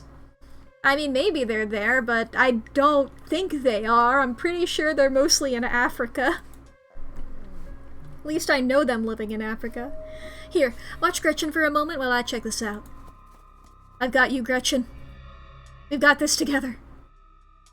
You and Stella inch towards the tree line as she flashes her flashlight into the woods. Do stay close, Mack. I wouldn't want any harm to befall you. Chicken? I see it. I see it. It's sweet and kind. Bed of flowers. Nice wind. A gentle gardener. This is my chicken voice. Maybe Duke's birds weren't eaten after all. Whoa. What the hell was that? Hold on, I gotta play that back. Those were like hands or paws or something holding the... I wasn't clicking forward, it just did that on its own. This, like, hands or paws or something grabbing and pulling the chicken away. The chicken had like a big lump on it, and the chicken got yoinked away. Holy shit. I'm guessing it must be maybe 2-3 feet tall? Doesn't look hairy either, so I think we can rule out the skunk ape. You're not gonna show me the footage? Come on, Stella. But whatever it is, it has one of Duke's chickens.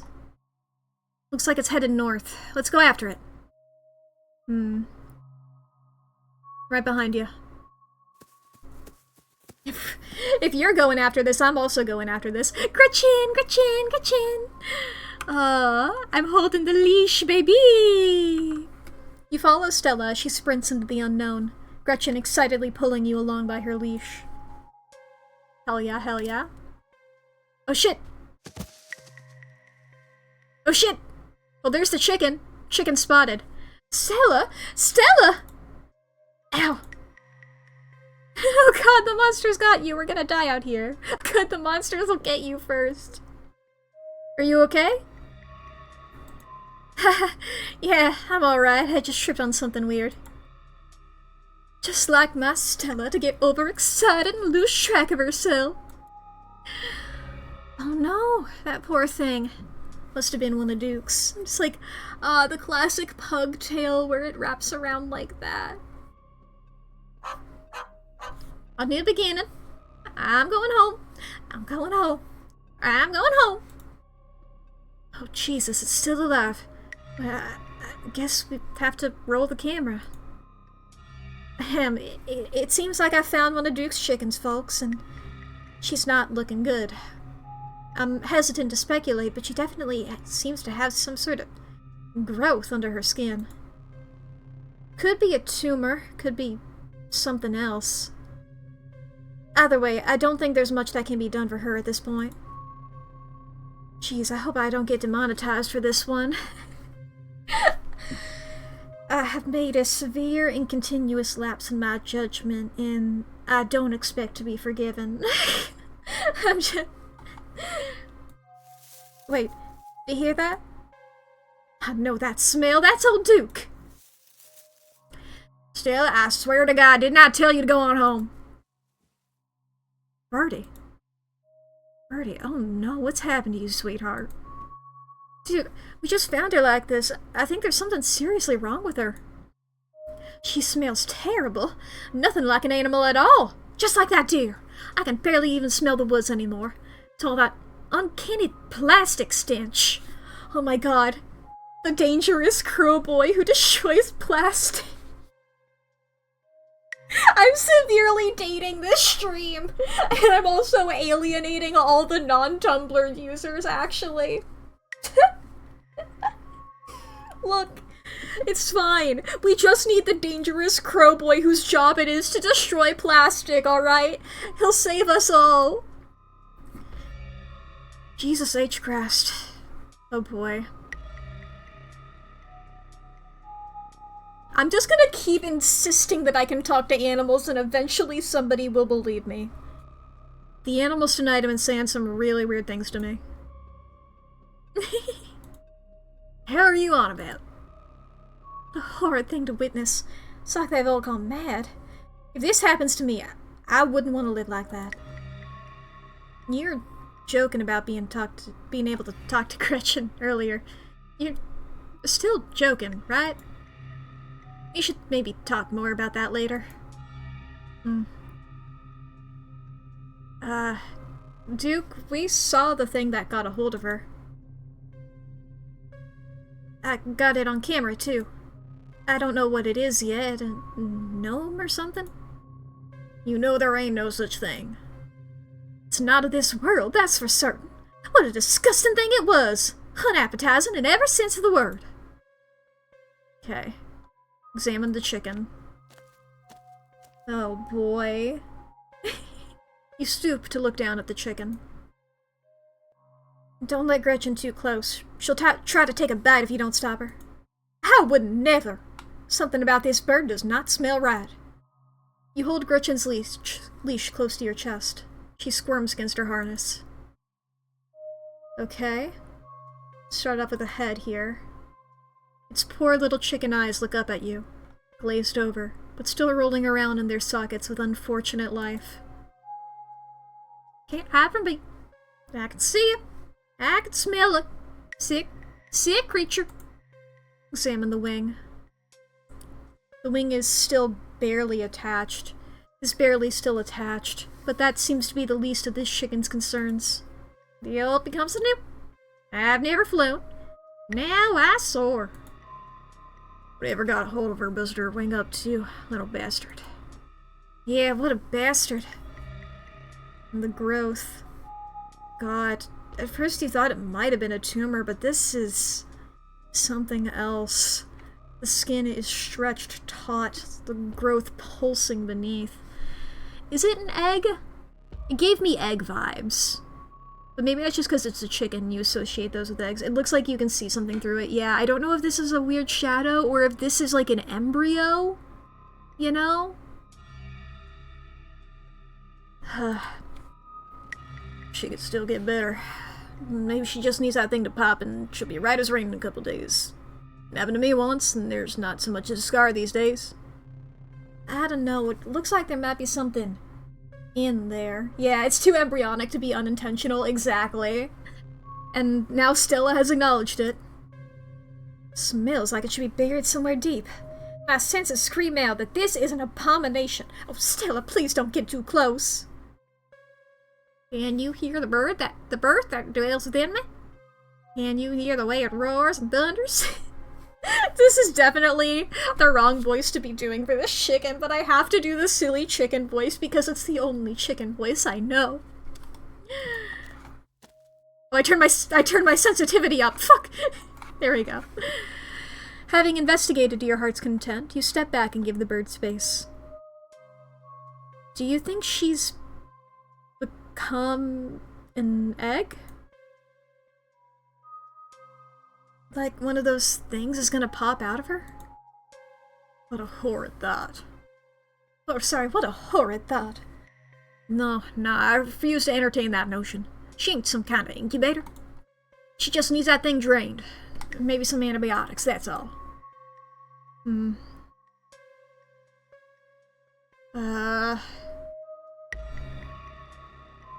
Duke? I don't think it's a mountain lion that's been getting at your chickens. Yeah, no shit. In all my years, I've never seen anything like this. As you, Duke, and Stella take stock of the situation, sound begins to wrap around you at first. It begins to wrap around you. Gently at first. Barely a whisper. But then a guttural moan. And then another. And another, until suddenly you find yourself surrounded by a chorus of groaning misery. There's something out there. All around us. I can smell it. There are so many of them. I'm gonna stay silent. I don't want to alert them. Fuck, Stella, don't talk. What's that sound? She starts filming again. Is there something in the woods? Come on, Birdie, let's get you home. As Duke scoops up the injured Birdie, the voices in the trees intensify. It's like you're all suddenly surrounded. The strange sounds coming closer, growing bolder. Hi! What in the hell is that? I love your little hand! Sorry, it's like, ooh, fucked up creature? Fucked up creature with a beautiful hand. Oh my god. Sorry, I have normal reactions to fucked up monsters. Namely, I want to put this thing in a little suit. I want to put a little bow on its head. I want to send this thing to kindergarten, you know? Look at this beautiful baby! I want it in a bonnet, exactly! This is my son. Actually, no, I'm getting daughter vibes. Assigned gender at me! Gardeners come to demand and nurture. Let me blossom and sprout. Let me become. You feel a tightening in the leash pulling at you from behind. Don't you step another foot closer or I'll shoot. Don't you think I won't? It takes a step closer. Does he shoot? I love this music. The man hesitates, and the thing steps forward, fixing what seems to be its eyes on Birdie, tucked under Duke's arm. Look at you, baby. Stella! Stella, there's another one! The leash is drawn fully taut, and there's a sudden looseness. No! No, no, no, no, no! Get the fuck off of her! Bark, bark, bark, bark, bark, bark, bark, bark, bark. You and Stella turn just in time to see another of the creatures slithering out from the bush. Oh my god. What's going on over there? As Duke glances back, everything seems to happen at once. A patter of unnatural feet, and then chaos. Not a telltale situation. Listen, Duke has a gun. He can take care of himself. Gretchen! Duke grapples with the thing as it grabs at his shotgun, pushing the barrel out of the way as it grasps for Birdie with oddly jointed limbs, while Stella stares in shocked silence, as if paused, watching as the other creature attempts. Bleh. Fuck, I was doing a good job of narrating. Watching as the other creature attempts to wrestle Gretchen into the darkness, her desperate cries going unheeded. Shit, get your grubby little hands off my bird! Get the thing away from Gretchen! You dive for Gretchen, attempting to snatch her away from the thing's misshapen hands. Oh, Mack, my hero! Fuck off! Fuck off! Bark, bark, bark, bark, bark, bark, bark! You manage to grab her, but the creature isn't deterred. It rears back on its hind legs, its mouth opening, whispered tones sliding out alongside something sharp and unnatural. But then there's the deafening blast of Duke's shotgun, and suddenly it is gone. Duke? Blood! Blood! My heavens, I smell blood! Duke? Oh, shit, dude.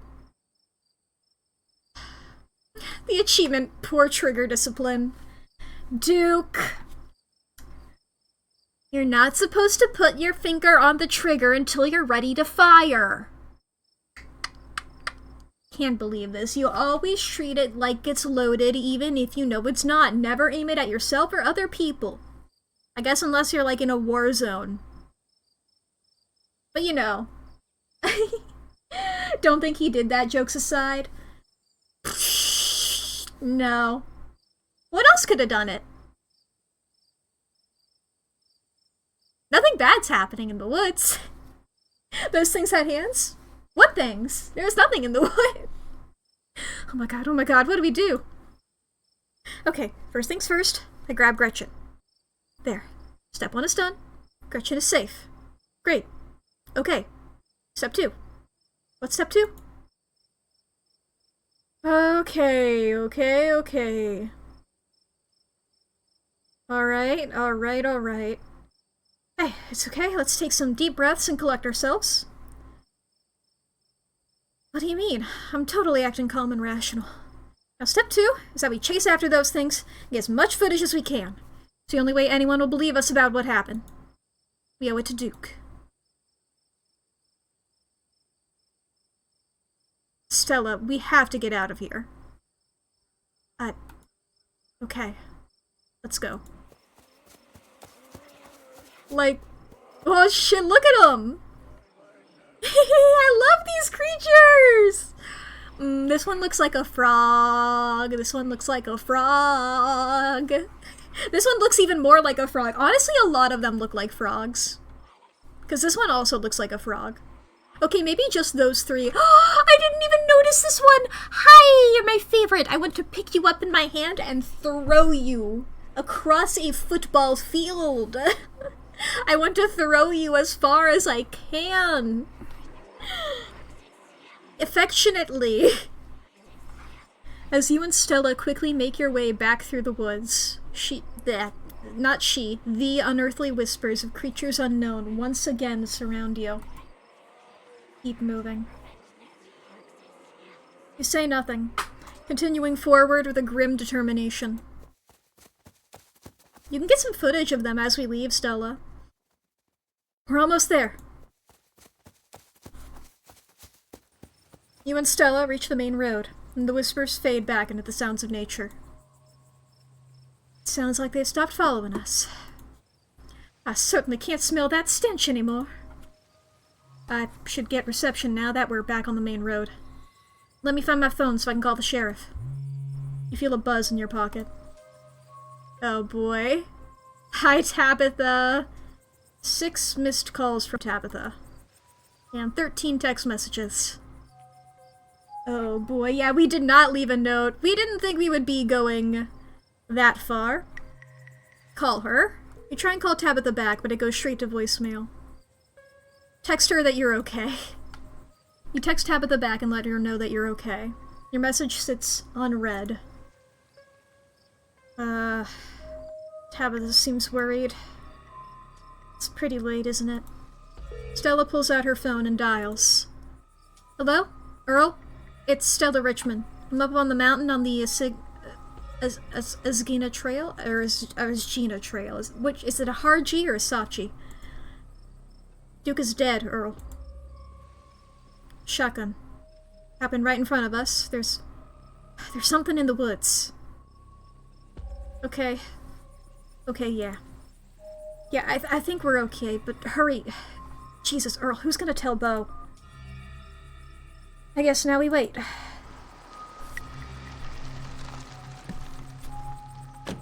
Hi, boys. Takes a little while, but eventually a patrol car arrives at the scene. Out of it walk 2 officers. Sheriff Hugby, a friendly, older man, and Deputy Franklin, a serious man wearing sunglasses despite it being the middle of the night. See? Right there. Thing jumps out of the woods, shotgun goes off. What, Sam Hill? What is that, some kind of Pillsbury Doughboy? Could have been a naked maniac. No, there's more than one. They chase us through the woods. Whatever they are, they aren't human. And they killed Duke. Uh-huh. Now we're gonna have to confiscate the camera, Miss Richmond. Hope, if you don't mind, this is evidence. But okay. Let me just turn it off to save the battery.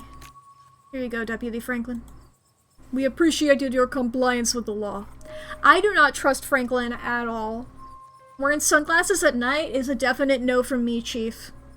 What do you... There could be something under there. How do I know you aren't hiding those bulbuses under there? He's a beastie to me. Exactly.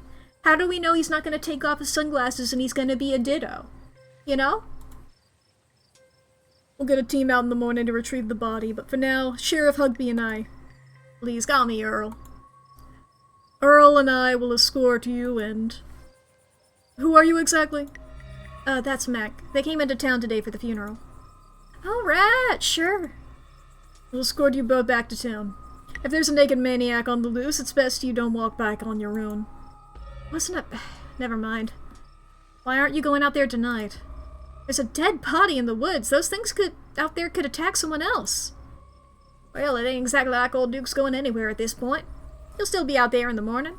Unless they steal his body away. Unless you go out there and you can't find him anymore. We only have a skeleton crew at the moment. Monday nights are Deputy Derrickson's bowling nights. We'll be on alert for any more reports of naked maniacs, but retrieving Duke will just have to wait. Now, if you would kindly step into the vehicle, we can return you safely to your home. Do we have to ride back with you? We can just walk. This creature's left, we'll be fine. I'm afraid I'm gonna have to insist for your own safety. Okay, thank you. You can ride up in the front with me, little lady. That is, if your mama permits. What about Stella? She hates being in those wheeled contraptions. Sure, Earl. You can hold Gretchen on the way back to town. Damn. Oh!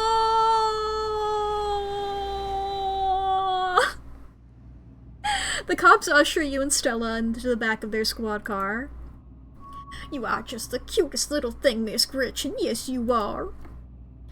Sheriff Hugby pats Gretchen on the head affectionately, but she remains wholly focused on Stella, a worried look stretched across her little pug face, as Hugby scratches behind her ears.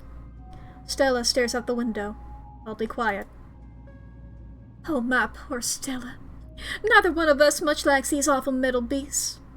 If only I was able to comfort her. Confound this old man who reeks of coffee for keeping us apart.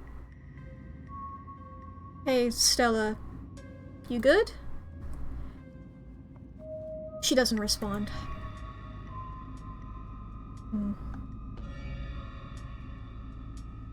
I guess I can put a hand on her shoulder. Reach out and rest your palm gently on her shoulder. She jumps slightly at your touch, but you can feel some of her tension ease, and hear her let out a self-soothing sigh. I guess we just saw a man die. I don't know what to say either. Looks to me like she just got a bout of car sickness. Must be why she thought walking home sounded like such a good idea. Guess whatever y'all saw in the woods wasn't as bad as an upset dummy. I'm sure she'll be right as rain once we get back down the hill, though. She best not to try to hurl in the meantime. Wouldn't want Franklin here to have to work late cleaning the car. We've only a few minutes away by now. Y'all better keep it together until then. Soon, the rumble of gravel beneath the tires gives way to uneven pavement, and the car comes to a stop in front of a small cottage. You two stay out of trouble. We'll have all this sorted out in the morning. Just get a good night's sleep. And you, whatever your name— no, sorry, that's me. And you, whatever your name was. Fox Mulder, IP freely. Mack. Sure. You're done for the funeral? Good. Don't you go leaving before then. I imagine we'll need to ask you a few questions about everything you've seen tonight. Stella, keep an eye on them for us. Make sure they don't get into any more trouble. Y'all have a good night now. Bye-bye, Gretchen, and y'all have a lovely evening. If any bugaboos give you trouble, you know how to get in touch. Okay. And here you are. Back in town. Away from the woods, with no one but Stella in sight. They react to this with extreme normalcy. How often does this happen, Coppers? I feel like that's the vibe that I get from Earl of, like, I feel like Earl would react to that no matter what. And also I feel like, you know, if somebody is dead, you gotta act calm like that, where it's like, hey, these people are freaking out, I don't want to add to it, in that kind of way. I feel like Earl just seems like a happy-go-lucky guy. Franklin, I do not trust in the slightest. Franklin gives me vibes of, like, government. Franklin gives me government vibes, you know? Where it's like, I feel like he was sent from an agency to deal with this, to know it's a small town. Yeah, everybody knows everybody, even with crisis training, that's a friend. Exactly. That's true. That's true. I can also see them not fully believing it, But still, I'm fine with it for Earl. I trust Earl. I feel like I've known some Earls in my day. Now, granted, maybe that's, you know, the plot twist is that Earl is the bad guy, but Franklin is fine and normal. If that's a plot twist, I'm fine with Earl doing that. And that if that's a plot twist, I'm like, you know what, Earl, you deserve it. You deserve getting one over on me. I believe in you. Franklin? I don't like Franklin. His vibes, off-putting. Maybe he just is not great at social situations, in which case, you know, maybe interacting with him more, I'll warm up to him, but from just this one, look, he already has the cop debuff. Oh boy. I hope you don't mind me asking, but why on earth did you want to walk home? That's a fair question. I've just had some bad experiences with cars. I don't know how to drive them, and I don't like getting into them unless it's literally a question of life and death. Which I guess tonight was. Sorry if I weirded you out. God, what a night. Let's see here. Yeah, keep an eye on me. I do immediately, it did occur to me as like, oh, if this guy is dead, random stranger showing up in the middle of the town and then one of their citizens dying immediately, I'm aware that I'm a suspicious guy now. But, we'll see what happens. They seemed a little blasé about everything. But I wanna hear what Stella has to say about it. What? Yeah. Yeah. For a moment, I was just like, wait, don't I want to hear what Gretchen has to say? I was like, no, wait, no, I'm still talking to Stella. That wasn't an animal question. I mean, I do want to hear what Gretchen has to say about it. But Stella is still here. Whatever. They sure seemed a little blasé about a man's death. I can't believe they're waiting until the morning to even start looking for him. Who knows what those things are doing to his body right now? Yeah, I really would have expected them to be like, it's too dark to do this right now. In which case I would have been like, that's a good reason. But they didn't even say that it's too dark to do that. They were like, well, he's not going anywhere. Which I suppose could be true. But I feel like people try to get dead bodies with a little bit more urgency than that. Especially in the woods. I believe that they are well-intentioned, if in over their heads. And what's worse is I think they implied that you're a suspect even after we showed them all that footage. The truth will get out. Even if they don't believe that footage, those things are out there in the woods. Something's telling me they're not going away. Yeah, no kidding. If they've got 3 guys and the 3rd guy was busy on a call, keeping 2 around in case they got another call for the Naked Maniacs attacks, but you can call in bowling night, guy, yeah? But it's okay. I'm not gonna let anything bad happen to you. Nor will I, though I have little understanding of police work. I was there. I filmed the whole thing. At the very least, it'll never hold up in court. And it won't get to that point either, because we're gonna do a little investigating of our own. We've got to find out more about those things. If we can get clearer footage, or better yet, trap one of them, there's no way they can blame you for what happened. The library doesn't open for a while, but I've read every book on cryptids they have and never came across anything like this. There is someone in town who might have some useful information. My friend's mom. Her place isn't far.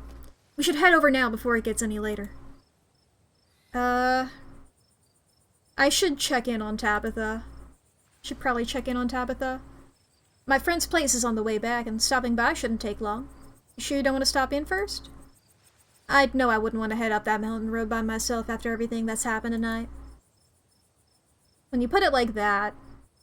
Yeah, if it's on the way, let's do it. Sure, let's do it. Awesome, let's go. I'm glad you're sticking it out with us. It's always so nice to have an extra companion. Okay. I hope she's still awake. There's something foul creeping up behind us. Mack. Jesus. Ooh, hello. Is this who I think it is? What was our good friend wearing? Bloody shirt? Mm-hmm. What was he wearing? It did immediately occur to me, I was like, oh, there's a good chance that our friend's body is gonna, just sort of be walking around in a big old bulbous head, maybe, or something like that. There's a good chance that our friend, what was he wearing? I forget. I remembered his hat. I remembered his hat because I was looking at his hat, and his hat had a D on it, and I was like, is it D for Dale? I was like, do you have a custom hat? You and Stella turned to see shadowy figures staring at you from across the road.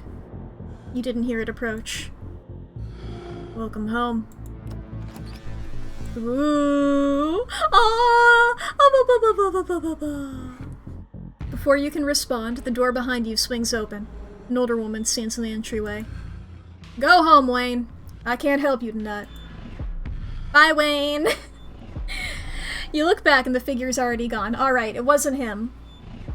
I don't remember what he was wearing. Disappeared into the shadows of the night. I'm so sorry about that, Stella. Some people just can't be helped. What brings you out here so late? And who's this? Hi, Mrs. Forsyth. This is Mack. Is it okay if we come in? Of course, of course. You're just in luck. I just put on water for hibiscus tea. And for goodness sake, you can call me Sybil. You're an adult now, after all. Hi, Sybil. Your house is very lovely, Sybil. Welcome to my little nook. This place always has the loveliest aromas. It's nice to finally meet you, Mack. I was so sorry to hear about your mother. Vivian was such a lovely soul, and she's been sorely missed in the holler.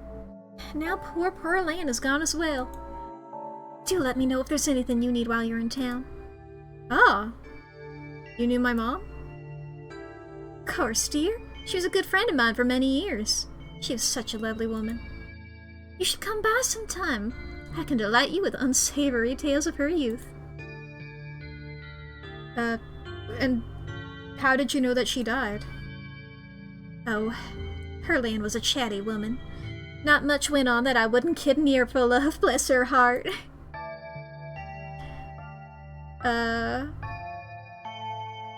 Who was that outside? Just a very sick man. You don't need to be worried about him. I never met Pearl Ann.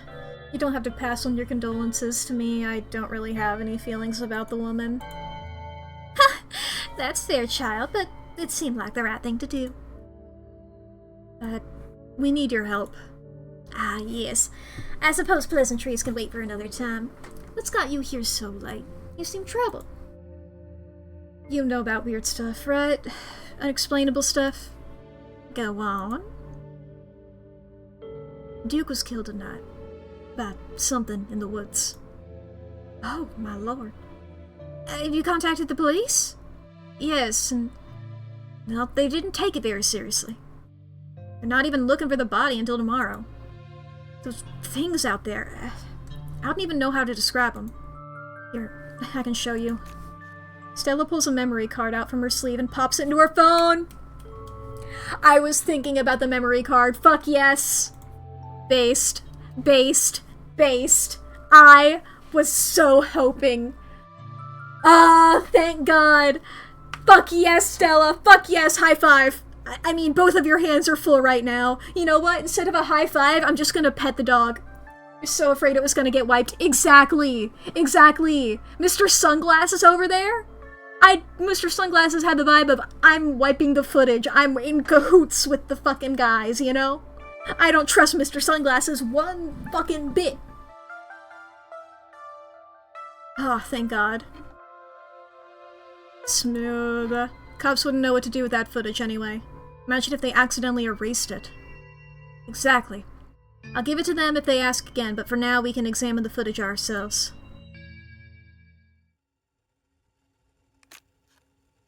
Where was this? Up the mountain to the northwest. Within the town limits? Yes. I see.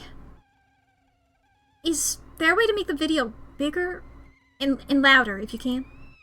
I need to plug the memory card into a computer. I could go back and get mine. Sounds like the tea's ready. No need. Kanika should be still awake. She can lend us hers. Kanika? Kanika? Sorry, it's me. I was seeing Kanika. You better come with Stella. I'm sure she'll be more willing to help a friend than her nosy mother. I hope I'm pronouncing this woman's name right. It's not one I've heard before. Beautiful bat. Beautiful bat. I love like the faded rainbow and star, or not star, flower. I know what words are. Oh no, it's like a comet. It's like a comet ending in a star here. And then the more recent little macabre things, a little dagger and a casket. Yeah, casket is the one like that, and then coffin is the one that's rectangle, right? And a moth and a little tome, and yeah. Oh shit, I didn't even read what you said. Kanika, come on out, we could use a little help. Oh god, I've gotta keep on thinking of voices. What, Mom? No, that's too close to Tabitha's. You know what? They can have similar voices, and hopefully they're not there. It's pronounced like that? Fuck yeah! Oh, hey Stella. Oh, and Gretchen. Who's a good potato? Kanika. Is it me? Am I the good potato? I keep going into British for Stella. No, I'm a Southern belle. And that's here. They're adjacent voices, alright? Kanika! Is it me? Am I the good potato? I most certainly hope I am. And a stranger. A cute stranger. Oh god, I said nothing. I'll do the Tabitha voice. The Tabitha voice, I'm trying to do a hint of accent. Kanika can have the same voice as Tabitha, but with a stronger accent. How about that? Did you just call me cute? No, you must have misheard me. This is Mack, Tabitha's cousin. Oh, right, I heard they were coming to town. It's a little late. Why are you two here? Sweetie, we were wondering if we could borrow your laptop. Stella and her friend have a video to show us. It's a harem of women, it's so unlike them. Well, it's not unlike for women to be attracted to me. It is unlike me to reciprocate in any capacity. Truly, the ratio. Lesbians, I'm so sorry. You know, I'm so sorry, lesbians. I wish. Okay. My room's a mess. I'll just bring it out there.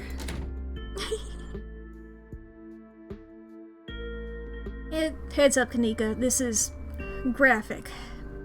Duke got killed in the woods tonight. It's on the recording. Wait, are you serious? Duke's dead? Silence washes over the room as the video plays. Stella, what the hell is this?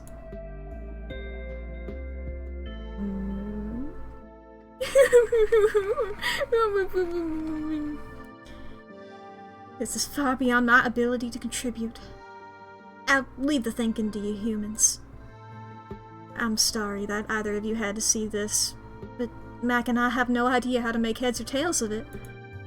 Stella, are you okay? I'm fine, really. I'm okay.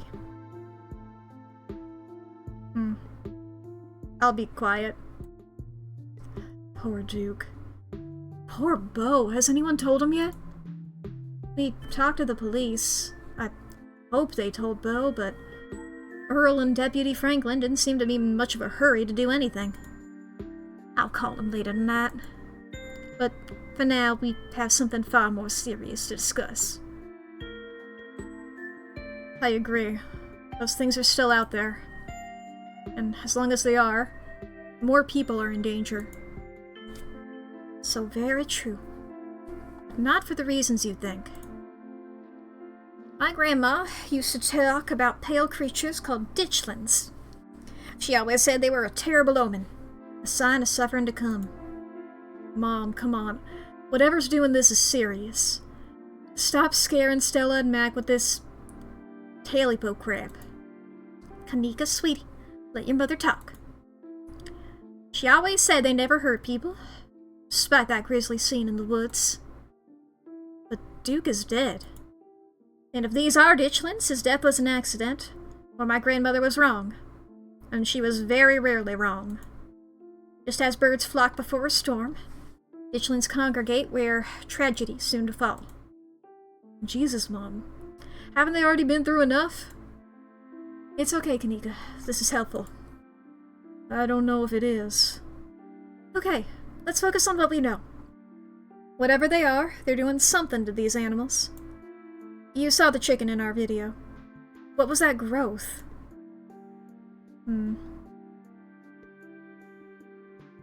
The animals called them gardeners, not ditchlings.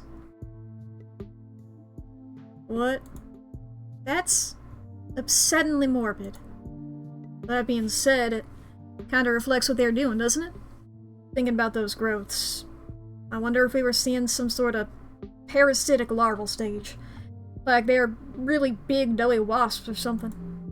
Honestly, that would be worse than them being supernatural. Oh dear, I'd forgotten entirely about the tea I put on. Let me fix you up a couple of cups to help soothe your nerves. I don't know, it's getting late and I should let Matt get some rest. I ran them ragged today with all the hiking and running through the woods in terror. I can stay up, this is important. Okay. Maybe it's that I'm eager to get home and start doing some research. I'll ask around on my usual forums to see if anyone has information on, ditchlings is what you call them? That's right. You go on home now and do try to get some rest. Don't stay up all night on the online.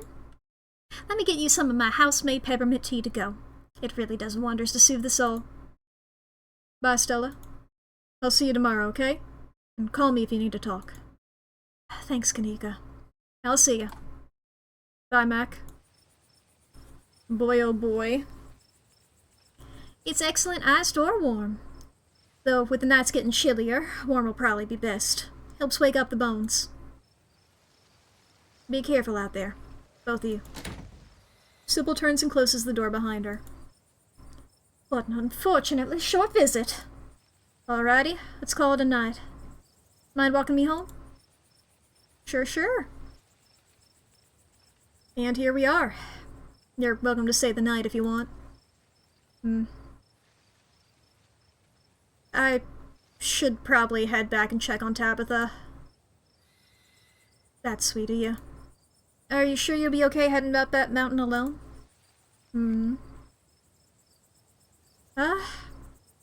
Sybil said those things were harmless.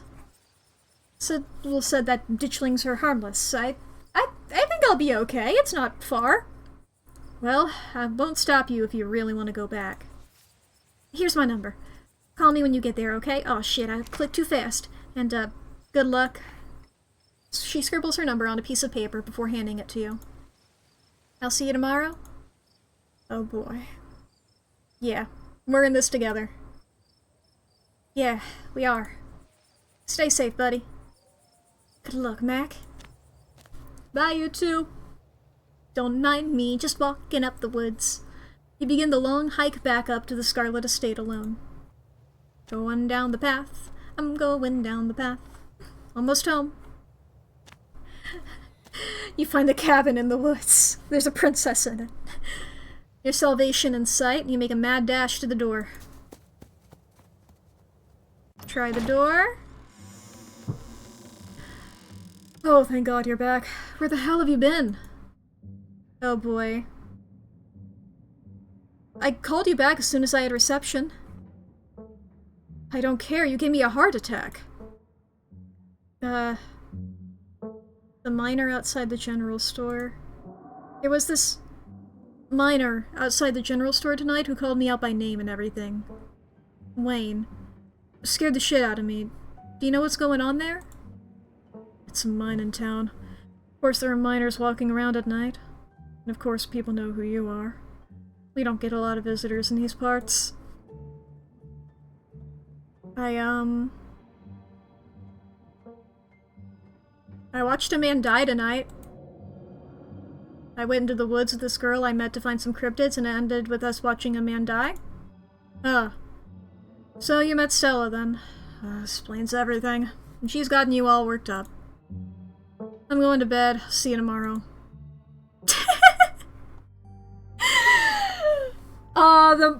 Somehow even more blasé about the death than the guards, than the cops. Now granted, I understand this one a bit more. You might just be like, yeah, you're just saying things right now. And also it makes more sense for Tabitha, but hey. But also, while we consider what we're doing immediately here, chat, the ads are just about to happen. If anybody needs to go to the bathroom or grab a snack or get something to drink, if you need to save your files or take your meds, if you need to do anything that'll make your life a little bit better, fix your posture, unclench your jaw, please take care of yourself for these 3 minutes. I'm not going to be doing anything in the game. In fact, I'll just be saving here. You won't miss out on anything. Don't you worry about nothing.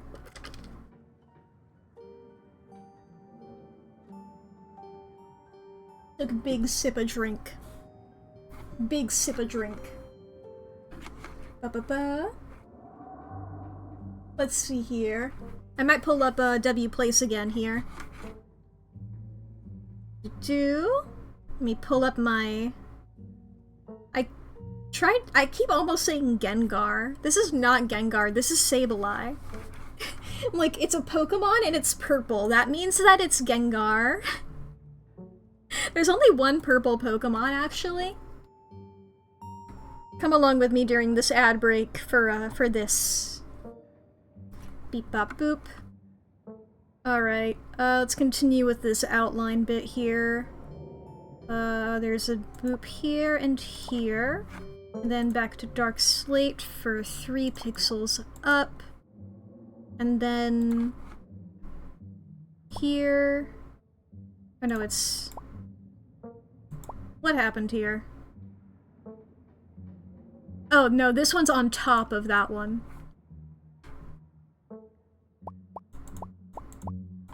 It's not to the side, it's to the... that way. Beep up. Slate, 3 up. Excellent. And then here... connect those. And then there's like a big ol' line here. Actually, this is a different color here. Oh no, this should be the purple. And then back to Dark Slate Blue. Boop. Excellent. Doot doot doot. Okay, let's try to get all the Dark Slate purples down. That includes this bit here. 3, 3. Bit like that. Actually, technically all of this is Dark Slate purple here. And then I think it's all of the body down here that I've not filled in. Yeah.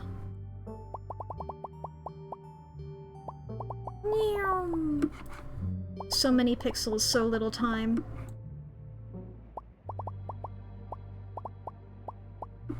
Doot, do do do do do. Meow meow meow meow meow meow. Wee. That one there. Wee wee wee wee wee wee wee. Excellent. Alright, that's all of that color that gets put down. Da-da. And then we'll do all of the light slate blue here, which includes beep boop, beep boop beep boop, beep boop, and then a little Tetris piece there. We fill in all of this except for that one diagonal pixel there. The ominous Scarlet Hollow music in the background. all up like that. And then every other pixel that's not in the eyes is the slate blue. So I suppose we can do that. And I've not picked out any colors for the eyes yet, so I'm gonna have to figure out what those are. Whee! That guy there. You're making a centret? Hell yeah! Hell yeah. The ads are over, but let me just finish this here. Yeah! Look at that beautiful little guy! Whoa! That got filled in. It's fun. I like how around here, like, people are just filling in some of these islands. I find that silly. It's like, as long as... I'm not gonna bother them if they don't bother us, you know? Like, we're probably gonna run into this thing here. I think we're just gonna... It won't be too much of a bother. We won't touch the island. Don't you worry about that, people doing the island. Yeah, wonderful little guy. Alright, back to the video game. We can either curve or wiggle. Yeah. Or portal.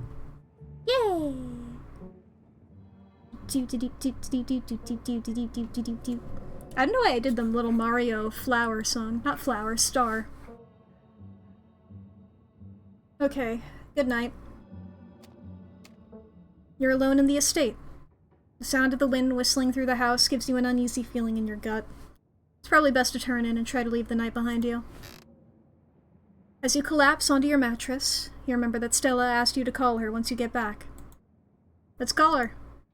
Pull out your phone and call. Hey, how are you? She sounds a little different. A warble in her throat. You make it back alright? I died, actually. I actually died on my way home. This is my ghost? Haha, you're very funny. Wait, are you serious? You have to tell me if this is a joke. It's been a weird night, alright? Ooh, I'm a ghost in the machine. Okay, I'm gonna choose to believe that you're joking. Now go get some Z's if that's something that ghosts do. I'll talk to you tomorrow. I wish we could tell Dustin about this. I know, right? Do you believe this shit, Dustin? Fucking Spider-Man meme. Unless you are dead and this is my one chance to talk to someone from beyond the grave. This is stressful. I'm just gonna hang up. From the relative safety of this uncomfortable bed, the events of the past evening seem like something that happened to someone else. Though you can still clearly picture the terror you felt in those moments. For now, you are safe and you're warm. Eventually, the sun will rise and chase away the monsters and make them seem like nothing but bad dreams. Maybe tomorrow, if you're lucky, you'll wake up in the normal world and have a boring week in the mountains with your sour-faced cousin.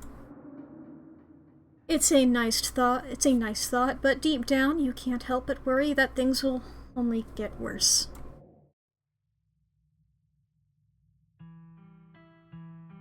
Ooh. Ah, pretty. Hi! Hi! Hello, my friends. Hello, hello. Oh, this is fucking beautiful! The town hall. Oh. This place is so fucking pretty! God. Hello? Tabitha? Or who are you? You're not Tabitha. You have brown or black hair. Who are you? Oh, is that a bloodstain? Or maybe somebody spilled some jam. I don't know. Sheeps! Or no, are those llamas? What are they? They have long necks. Hi! I love you! That thing might also love you. I don't know. Pumpkins? Pumpkins? Fuck yeah! The mine. The mine. Ooh. Open the spooky door. Open the spooky door. This leaf is going crazy. Oh, many a lock. Many a lock. Too many locks. Too many locks, too many locks. Scarlet Hollow. Ah. Hell yeah. Episode 1. Ooh! I get achievements for finishing them with the specific traits that I have. Let's save, yeah. I would love to continue with this. I don't need to see a recap, thank you very much. You open your eyes. The sun has risen. The birds are singing. On days like these, kids like you, you're still alive, and for now you're safe. Your gaze wanders around the room to the window, and the woods beyond. You wonder if the monsters are lurking there, right now, just beyond the trees, ready to pounce as soon as you leave the crumbling estate. A familiar unease settles into your gut, tangling into a knot of anxiety, wriggling as the events of last night play out in your head. You can't help but remember Duke, slumped against a tree, pieces of him scattered across the clearing. You're not sure if you'll ever feel okay again after what you've seen, but you can't stay in bed forever. Hunger pulls you from the clammy depths of the mattress. Note, you can refresh yourself on the events of previous days by using the journal icon in the quick menu. Ah! Cool. These are the events then. Refused boiled peanuts. Met Dustin. Oh, beautiful Dustin. Nothing else matters after that, honestly. Dustin is the highlight of the day. Check on Dustin! You open the drawers to check in on Dustin. Oh good, he's still here. Human is back! Good morning, Dustin. How are you today? Dustin real good. Had a productive night. I see you have a bread now. Yes, Dustin found a bread. Dustin also ate a bug last night. Good night for Dustin. I love you, Dustin. Have you met Frou Frou? Monster. Can I talk to you about something horrible that happened last night? Human can always talk to Dustin. What happened? The woods are full of big scary monsters? Dustin understand.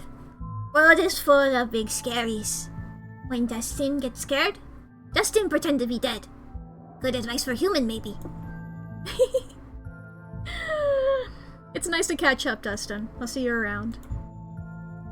I'll leave you be. Okay. I love Dustin! I love Dustin so much, dude. Oh my god, I love Dustin. Let's look at the closet again. Great! The doll didn't move during the night. Maybe it isn't haunted after all. Though, after everything you went through yesterday, that's hardly a consolation. Damn. I personally would have moved the doll to be, like, sitting in a better position than that. Or at least, like, fully laying on it. Return to my room. Turn to the rest of the room, look at the window.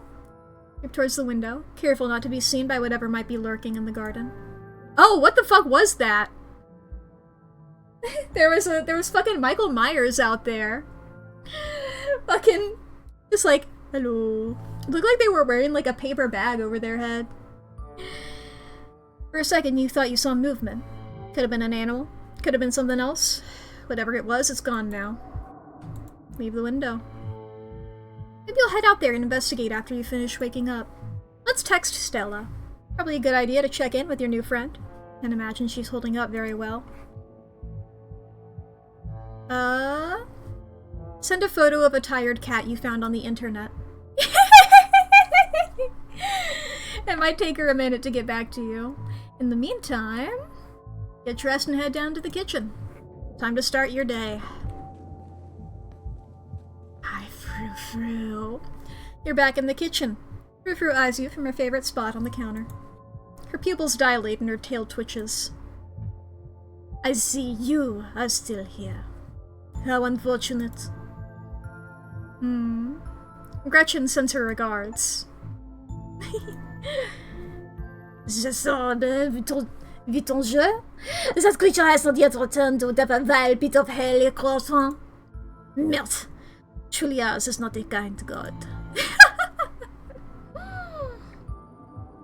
Do you know anything about ditchlings?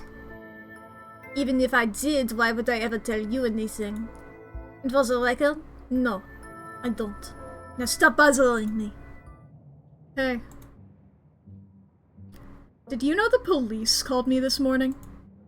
You've only been here one day and you already had a run-in with the cops. I told you I saw someone die last night. So you did. It was late and I was tired, and I assumed Stella put you up to a little joke after dragging you into the woods. Anyway, does it really matter? Some old farmer disappeared after going hunting in the middle of the woods at night. So what? Something like that was bound to happen eventually, and frankly, you're lucky it didn't happen to you. Still, they had quite a few questions about you, Mack. Before you ask, don't worry. I told them that you're an upstanding citizen. But I'd rather not waste my time talking to cops. It's irritating, and this is already a very difficult week. Just don't put anything else on my plate right now, okay?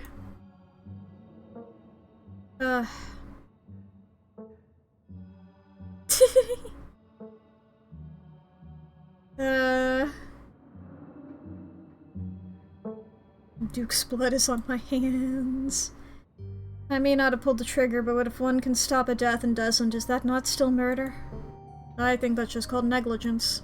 But no need to wax all philosophical about it. Cops said there wasn't even a body out there. I knew it! Some old farmer went missing, and you and Stella worked yourselves up into hysterics. She has that effect on people. What is up with you and Stella? Just have a history, that's all. I don't need to explain myself to you. What's the plan for today? The plan is that I go to work and do my job and you stay out of trouble. I want you home by sunset. I don't want to hear complaints, just do what I ask and we won't have any more problems. Tabitha takes a few steps toward the door. Sunset. Your cousin huffily exits the kitchen. Her footsteps fade down the hall, ending in a characteristic creak and then the slam of the front door as it opens and closes behind her. Once again, you're the only human in the estate. It seems you make a habit of bad first impressions, no? The cat chuckles mockingly. A text from Stella. It's another tired cat. Hope you're holding up okay.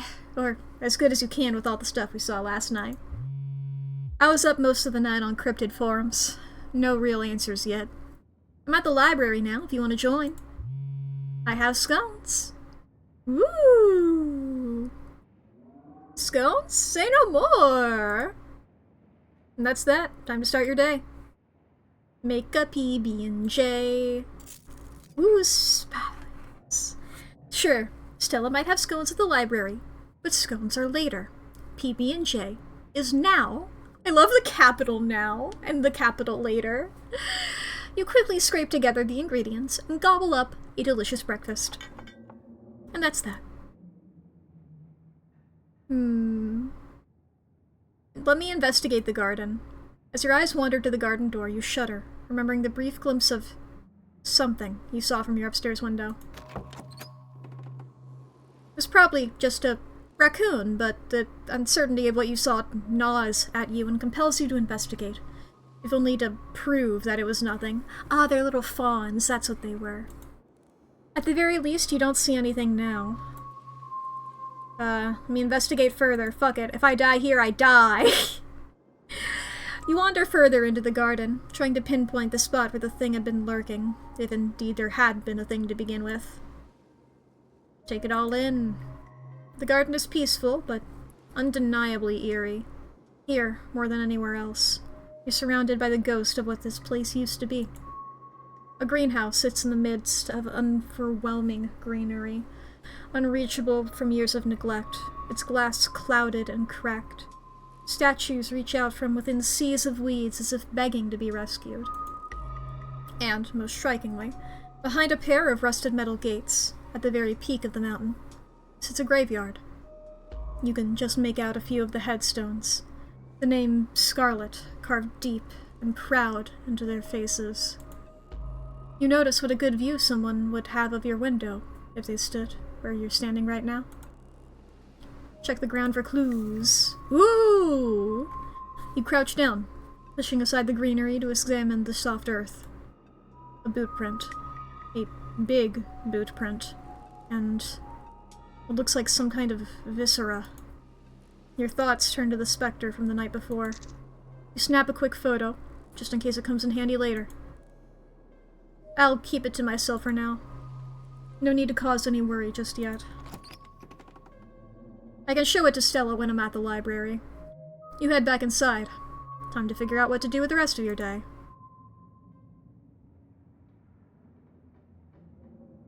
Oh, can I not do both? I would love to try and clean the guest bathroom, but I'll also go into town. Tabitha isn't here to stop you now. You head outside, back to the mountain path that leads to town. The walk back to town is much less pleasant today than it was yesterday, when you didn't yet know that the woods were full of monsters and strange men who know your name. You stare anxiously into the darkness between the trees, searching for any signs of movement. But the woods are still, at least for now. Continue down the path. The autumn-tinged mountains, sprawling for miles in every direction, now feel less like beautiful scenery and more like the walls of a cage. Nah, they're still beautiful. Your phone buzzes in your pocket. Look who I found— sorry, wrong voice. Look who I found at library. Said she was up all night thinking about the video. Adding you to a group text. Save the scones for me. Save some of them, please. Kanika sent a message to Stella and you. I'm only here because it's quieter than the store, or was, lol. And I'm trying to figure out what animal that could be. I don't buy into this Harbinger of Doom stuff. We know what animals they are. They're ditchlands, and they are harbingers of doom. Sounds like they're having fun. Ah, boy. Dang, I need those scones. Be right there. Almost back to town. Continue down the path. Which building is library? I am lost. Oh, that actually has a book on it. I think that's a book. Is that a book? I guess it's there. You made it to town in one piece. No creatures jumped out at you. No scary men blocked your path. The sight of other people is comforting, helping you forget the things you've witnessed as if they happened to someone else. Oh, hey, Mack. Hey, guys! We were just talking about you. I stopped by Sybil's to pick up her new tea blend, and, well, Avery, one day I'll figure out a voice for you. I'm gonna be so real. You're the biggest thing to come to town since the coal mine. Folks have been absolutely buzzing about you. You went out with Stella last night, right? Did something happen out there? She barely even waved when she walked by.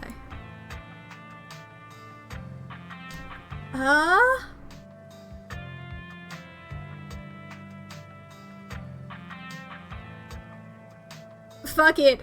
I'm gonna tell you the whole truth. If I leave this town in shambles, I'm still leaving this town in a week, you know? Like, hey, I met you yesterday. This guy fucking died, alright? This guy died and there was a monster. I'm gonna be so real, my guy. I have no idea what those things were, but they killed Duke and— Whoa, whoa, whoa, slow down. Duke is dead? It's true, I'm afraid. That's awful. Has anyone told Beau? Yes, he's taken it as well as you can imagine. I'll be going to check in on him today. Poor lad. Can't believe you had to see that, Mack. Tell you what, I'm on the break for the next half hour. How about you swing by the diner when he can fix you some of Sybil's new blend and try to calm your nerves? It's chaga and lemon balm. It's always helped me on the bad days. And if you need to talk about what happened, I'm all ears. Anyway, it's up to you. See you around, Mack. See you, Sybil. Take care now, Avery. I'd better get back to it myself. Oh, I got an achievement for it. I'm glad I was able to catch you this morning. If only to see how you were holding up. Please don't hesitate to stop by if I can be of any help. Ba-ba-ba.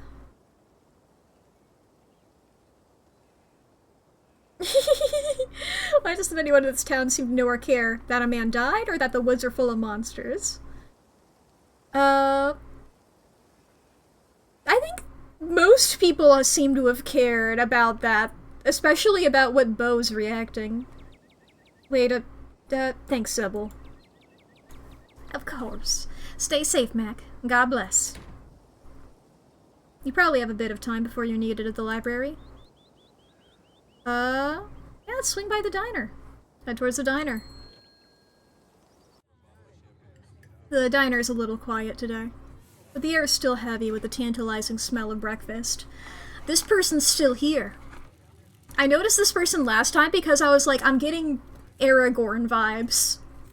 Not necessarily in Aragorn type ways, but in the, don't mind me, I'm just sitting in the back of this place and I'm not plot relevant at all. Don't worry about me. You know? I'm not plot relevant at all. I'm just chilling back here. You know? Now, I don't know if there's any basis for that. Maybe it's just because I see a cool design and I'm like, you can't just let the cool design go to waste like that. Who knows? Oh boy. Let's maybe not warn the patrons of the danger. Look. Let's just talk to Avery. Hey! Coffee date, hell yeah. You slide into the booth across from Avery. Hey there, stranger. Before you can exchange words, Winnie sidles up, fresh mug of tea in her hand. Heard you might need this. The answer to 29 down is oink, by the way. What? But the clue is pen sound. How's that a sound a pen makes? Wait. Pen like pig pen? Are you kidding me? How was I supposed to guess that? I don't know why you even bother with these things. They're just gonna frustrate you. It's just something to do to fill the time. But maybe I should switch to Sudoku. I like both of those a whole lot. If you need any help, let me know, and I will truly just do them both. Winnie leaves Avery contemplating daily newspaper puzzles, returning to her seat behind the counter. So, thanks for telling me about last night. If you want to get into the... If you really want to get into the... Fuck. If you want to really get into the grisly details, you can tell me. I won't judge. Explore, flirt, hot. I mean... I'm not wrong here. I mean... I guess we could chat about last night, but I actually came here because I wanted to get to know you. You're just looking at me. Looking at me. What are you reading there? What is that book? Are they just making out? Is this a romance book? Salty Caress? Is that what that says? Oh yeah? Alright, what do you want to know? You lived here your whole life? Nah, I moved here from Charlotte. Gosh, 3 years ago now? Maybe a little more. Lost track. Aunt Winnie offered me a place to stay and a job, and who was I to pass on that sort of generosity? To be honest, it still feels like I just moved in. Practically everyone apart from the Cole folks grew up in this town, so it's like I'm the perpetual new kid. Don't get me wrong, folks here are plenty polite and friendly, but there's a shared history I'll never be a part of. Let me try my tea. You hesitantly take a sip of your tea. Tastes like you're drinking mold that someone tried to unsuccessfully spruce up with a lemon balm. Politely put the tea down and never pick it back up. You politely put the tea back down, never intending to pick it back up, but nobody needs to know that. I probably should have warned you about the tea. Chaga does not mess around. It's supposed to be super healthy for you, and it sure tastes like it. It's a challenging drink. Why do you leave Charlotte? If you don't mind me asking. Oh, that's cool. I was having some education disputes with my folks. They had thoughts on how to live my life. They had thoughts on how my life was supposed to go, and I had other plans. It wasn't great.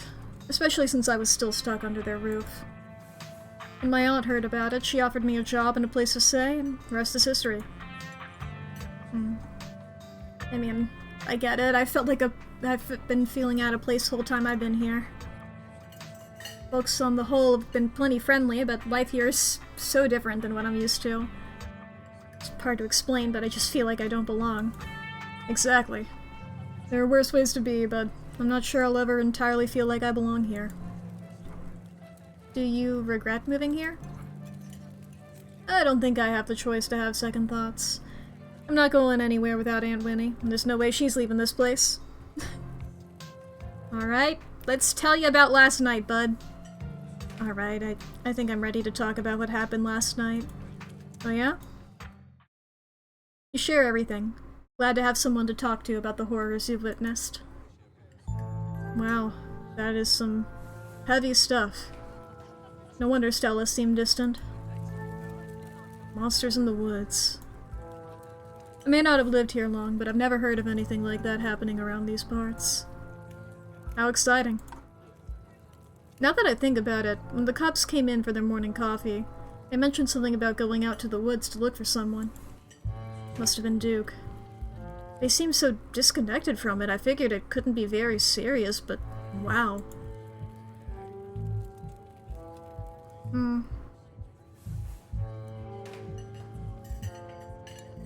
Is this mean? This is a bit mean, but it's also...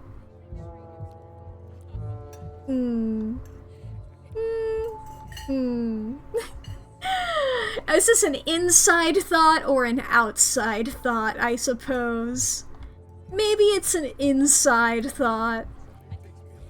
I'm not gonna lie, the worst I've seen them have to deal with are property disputes. I'd be surprised if the cops here actually knew what to do in a real emergency. You should get out of here before things get any worse. That, and take me with you. Let me know if you happen across any leads. I guess let me know if you happen across any leads. We're on the case, but I hardly know where to start. Let me know if you hear anything. Definitely. Aw man, looks like my shift is starting. Hopefully the Chaga's had a chance to start working its magic. The diner is where everyone comes to gossip, so I hear a lot about what goes on around here. I'll let you know if anyone mentions those monsters or anything else strange or unusual. Avery slips out of the booth, giving a friendly half-wave before disappearing into the back. You leave the diner, ready to continue your day. Alright. Swing by the general store. Ooh, hello! Ooh, the taxidermy. Well, let's hope that's not Dustin's friend. And let's hope that's somebody else. Hello, a lot of cool creatures.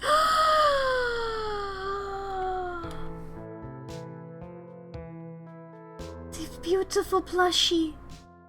The beautiful plushie of Snake and Ashalot. Beautiful plushie. I would love to buy all of... Give me buy all of them, yes please. Authentic rocks. Pulled from the Scarlet Mine. Fresh pickles, 99 cents. Let's see, anything else here? Snackin' morsels? Bogwitch brownies. Boo nuts. Choco nuts. Ghost something. Cinna something. I can't read that one. Beer! That I can read. I can read that. Oh boy. This is your first time seeing the general store in the light of day. A young man sits at a table by the register, too preoccupied with his phone to care that you stepped in.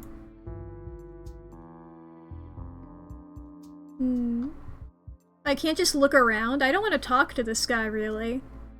I don't want to interrupt this guy. I just want to look around. I guess just if I wanted to buy chips or something, do I talk to you, or... You can just have some chips if you want, it's not a big deal.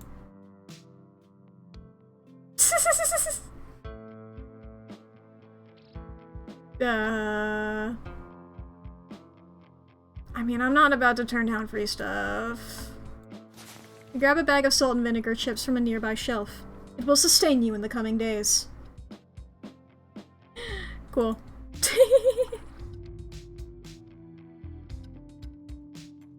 See ya. See ya. The young man's focus turns back to his phone as you leave the general store.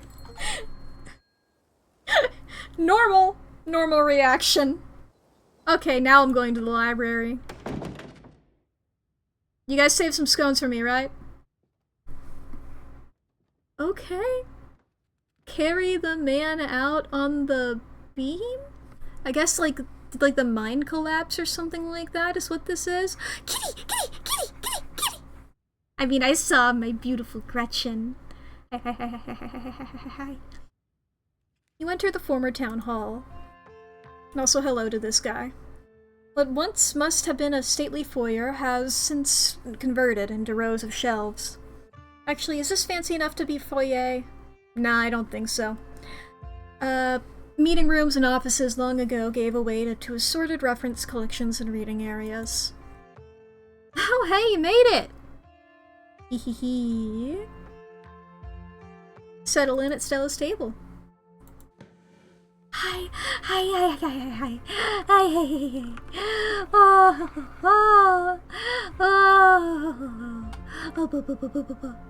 Ooh, Cube. I saw the Sailor Moon shirt, and I'm seeing now also a Cube thing here. I assume like a sticker on the laptop here. Hell yeah. Fucking anime watcher cringe. You made it. Glad you could join us. Indeed. I keep going into British. I'm not British. I'm a Southern belle. Indeed. I am elated that you're back. Did you send my regards for that foul feline? Don't worry, Gretchen. I told Frou Frou all about our little adventure last night. He's just like, what are you fucking talking about? Wonderful. I hope she stews on that for a long, long time. Did you just talk to Gretchen about Tabitha's cat? It's not the first time. We talked to Gretchen yesterday and said some wildly insightful stuff. If I didn't know any better, I'd say they can actually talk to animals. One paranormal mystery at a time, please. This isn't a paranormal mystery, I'm just a cat dog. All of you guys keep thinking that I'm human. These ears aren't fake. I'm not wearing a costume. The tail is moving, I don't know. Morning, Mack. You look tired. My goodness, whatever happened to common decency? You can't go around telling someone they look unwell. You look marvelous, Mack. Snitch on the guy from the general store. I'm not a snitch. Let's see here. Never done a Scooby-Doo before. It was hard to fall asleep last night, all things considered. With all these dreadful creatures in every nook and corner, it's a wonder you even got a wink. I can't say I got a wink myself. Yeah, same. Anyways, I guess we should get started. Before you dig in, you remember the boot print you found in the garden. Let's show it. Hey, before we dig in, I found something in the garden this morning. You hold up your phone and show Kanika and Stella the photo you took in your garden. These prints were in the bushes with a clear line of sight to my window. Dang, that's creepy. You okay? What is that liquid around it? Looks like pus. The opossum that lives in my dresser says that 2 people live at the estate. I thought he might not have realized that Pearl Ann died, but I wonder if this is who he was talking about. Tell Stella that I was the one who broke Mr. Jingles. Maybe then she'll understand the connection that you and I share. Kanika and Stella silently glance at each other. Gretchen wanted me to let you know that she was the one who broke Mr. Jingles? Oh my god, you actually can talk to animals, can't you? What? Mr. Jingles was the name I had for that little snake toy Gretchen had as a pup, which she broke. I kept asking who broke Mr. Jingles like I didn't know it was her. If this is gonna be a reoccurring bit, I might as well play along. There we go, we convinced her! Fuck yeah! Could be Wayne. Boots too big to be Tabitha's. Thrilled at the thought of somebody watching. Connection. Those boots are too big to be Tabitha's. Definitely. Do you think it could be that creep you saw outside the general store last night? He knew your name and those boot prints match up with the mining getup. Whoa, apparently I missed a lot last night, huh? You're not talking about Wayne, are you? That guy keeps coming to my mom's tea room. I think there's something really wrong with him. Yeah, we are. Wonder if there's any connection between that guy and what happened in the woods last night. Like what? I mean, I don't have anything specific, but we do have that whole prophecy of impending doom angle to explore. This photo is weird. I can't stop thinking about those splatters on the ground. If whoever left those prints is sick, maybe it's from those creatures you encountered. Hello! Hey there, strangers. And literal stranger. Yeah, sure, we won't be strangers for long. I'm Mack. Oh, you rascal, Mack. Oh, gosh, I'm Oscar Gutierrez, Chief Librarian, and only librarian. Mack's in town for the funeral. Oh, I should have known you were Scarlet. You look so much like Vivian. Not that I knew her very well. I was still a little kid when she left. But that Scarlet resemblance, it's, strong. Not that that's a bad thing. Oscar's amazing. He practically built this library from scratch. Yeah, I'm a little jealous of what the kids around here got to grow up with. They don't know how good they have it. Back when I was in elementary school, all the library had was a couple shelves of boring books donated by old people. Y'all are too kind. But speaking of kids, have either of you seen Rosalina around town? I don't want to be a helicopter dad, but she hasn't been answering my texts, and I wanted to make sure she isn't getting into any trouble out there. You know the crowd she hangs out with. They're good kids at heart.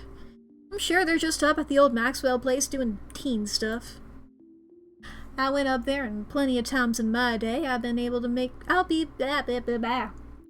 went up there plenty of times in my day, but I'll be sure to keep my eyes peeled. What's the old Maxwell place? It's this great old abandoned spot, and it's practically a magnet for young people. Even honor students aren't free from its call. I can't believe I used to be so reckless. The floors there were like Swiss cheese. I should really have a talk with Rosalina when she gets home. I'm just gonna not say anything. I'll let you guys talk. You might not want to let her run off like that anymore, though. It's not as safe as it usually is around here. Is that so? Nika's right. There's some weird stuff going out in the woods. That's actually why we came in today. Have you ever heard of creatures called ditchlands? They apparently show up around places in the brink of disaster. They look kind of like if the Pillsbury Doughboy was a creepypasta. Kanika's mom told us about them last night after seeing some footage we got in the woods. Ditchlands. Doesn't ring a bell. Dang, worth a shot. Okay, if you were, say, trying to predict a horrible disaster that might befall our town, where would you start looking? Oh, the little doodle of them! Well, they say history repeats itself, so I'd probably try and figure out what sort of dangers the region typically falls prey to. Should I be worried about something? I don't know yet. I'll be right back. I'm gonna go nab some more books. Behave while I'm gone, Gretchen. Oh, you don't have to worry about her, Stella. You're such a good dog, aren't you, Gretchen? Here, have a biscuit, old gal. Oh, look at you, so excited. It's a happy dog. Well, ain't you the sweetest thing on two legs? Gretchen inhales the soft biscuit, drool leaking from her toothless mouth as she swallows it whole. I'm pretty sure Stella's barking up the wrong tree, Oscar. I don't think you have to worry about any horrible calamity befalling the town. But she's right about the weird stuff. There's definitely something unusual going on out in those woods.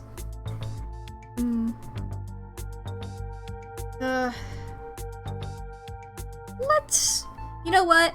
I already said everything I needed to say. I said to Avery. I got the whole, I need to tell somebody out of my system. Whatever's out there in the woods has been brutalizing the local wildlife. And also the people, but, you know, just the one people, though. I don't think it's safe. I'm gonna try calling Rosalina again. Oh, the card catalog phone case! I'm trying to remember, Artificer? I don't know if you're here or not, or if, I don't know if you're lurking or if you're not here, that's fine, whatever it is. If you are in chat, didn't you have a phone case like that at one point, or am I misremembering? I'm sure she's fun, really. Rosalina's a smart kid. She knows better than to go around getting into trouble, and we'll make sure to keep our eyes peeled. Yup, haha! I guess librarians sort of have to do that, huh? Mack, if you see a 13-year-old girl with a black braid and glasses, would you let her know that her dad is worried about her? Oscar anxiously wanders off, phone in hand. Got him. Just grabbed a whole mess of local history books. Stella sets a massive pile of books on the table and pulls up a chair. Alright. This is gonna be so much faster with the two of you here to help out. Got our snacks, got our books. Let's get this research party started. Oh, there's also a bat! There's also a bat one! Beautiful creatures! I love the colors, sort of yin and yang. This is the evil one, and this is the good one. Oh, they're beautiful. Reading awaits. Alright, let's see here. Let's flip through Veins of Scarlet, a history of the Scarlet Hollow coal mines.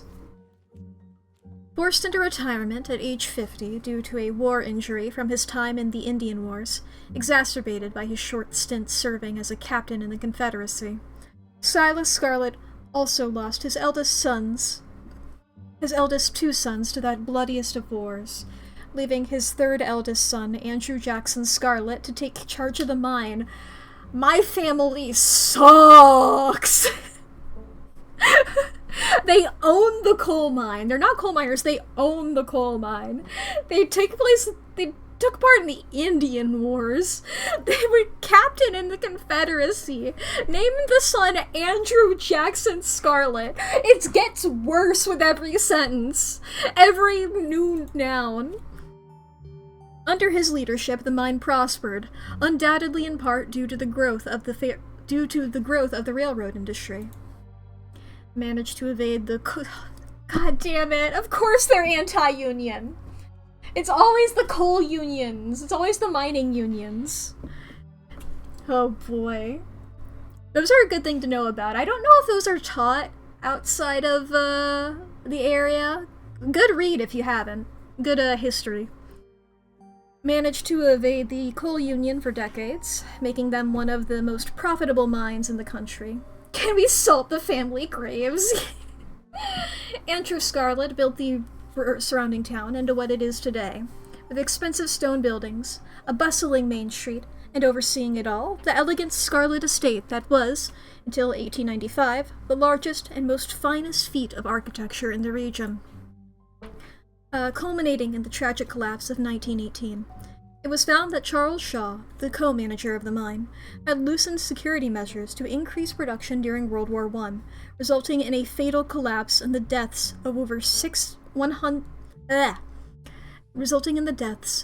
160 men and boys, some as young as 10. This is why the unions happened.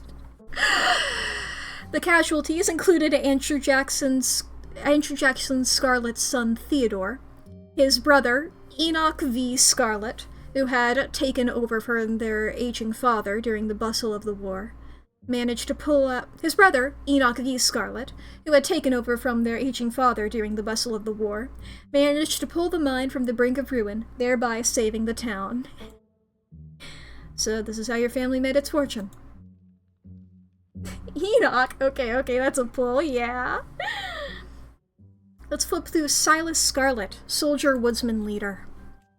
Silas Everett Scarlet was born to Colonel Everett J. Scarlet in 1818, one of 12 siblings. He grew up in eastern North Carolina during a tumultuous time in the state's history, and not much is known about his life before he joined the Army in 1836. He quickly rose through the ranks, in part due to his father's connections, but also due to a particular ruthlessness, for which he received the nickname Bloody Silas Scarlet.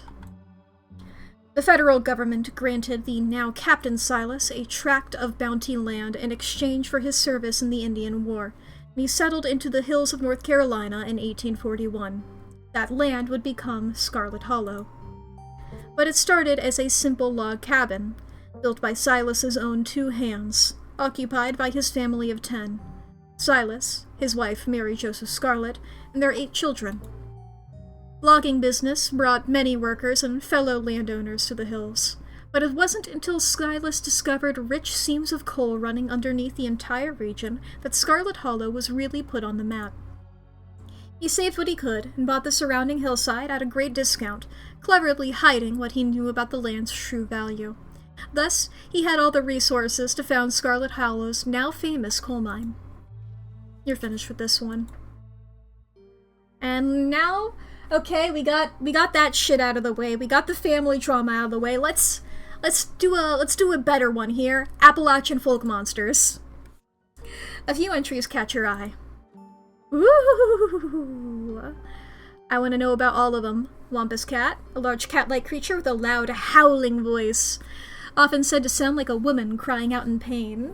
I believe they reference this in Cats the Musical, if I recall correctly. I was like, that sounds familiar. I was, when they mentioned it earlier, I was like, I think they referenced that in Cats the Musical. Often linked to Cherokee legends, some cite the Wampus Cat as originating with a story of a woman who sought vengeance against a monstrous cat demon for driving her husband mad. So, like, the demon makes it better. I was like, sought vengeance against a cat? Are you insane?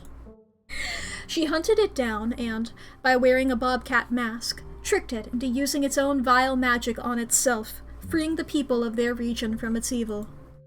Others say the creature comes from the story of a woman who wore the pelt of a wild cat to witness forbidden hunting rites. The hunters of her village gathered to perform the rites, and she watched in secret from underneath the cat's pelt, but was soon discovered. For her indiscretion, she was fused with the pelt, and transformed into a creature that was neither human nor cat, forced to wander the wilderness alone, feared by all. Her calls are those of great sadness, and serve as a warning to anyone who dares go against tradition. Tommyknockers?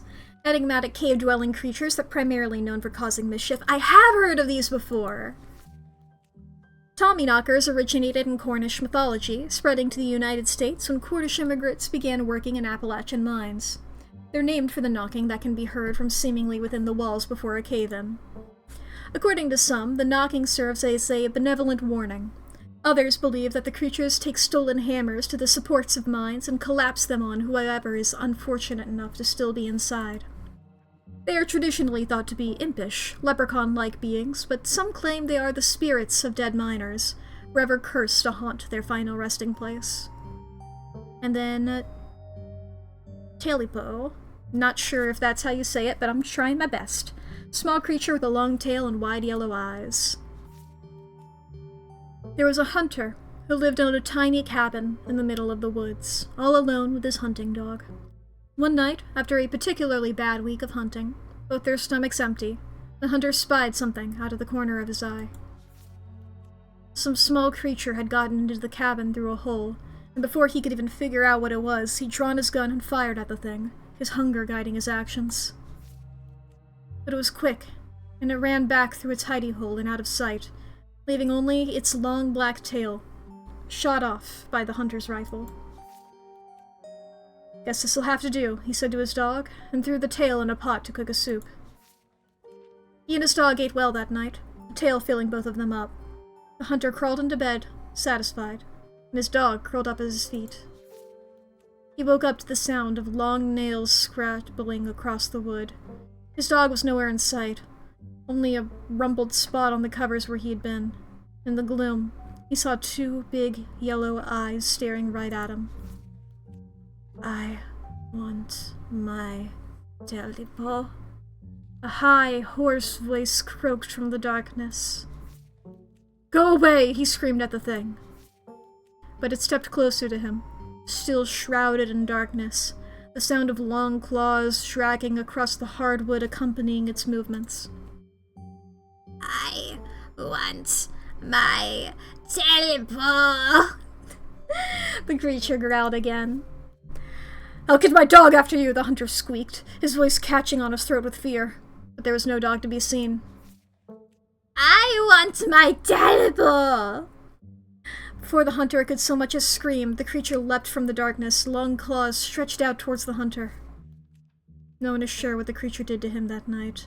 But the next morning, all that remained of the hunter, his dog, and his cabin was a chimney, standing alone in the woods.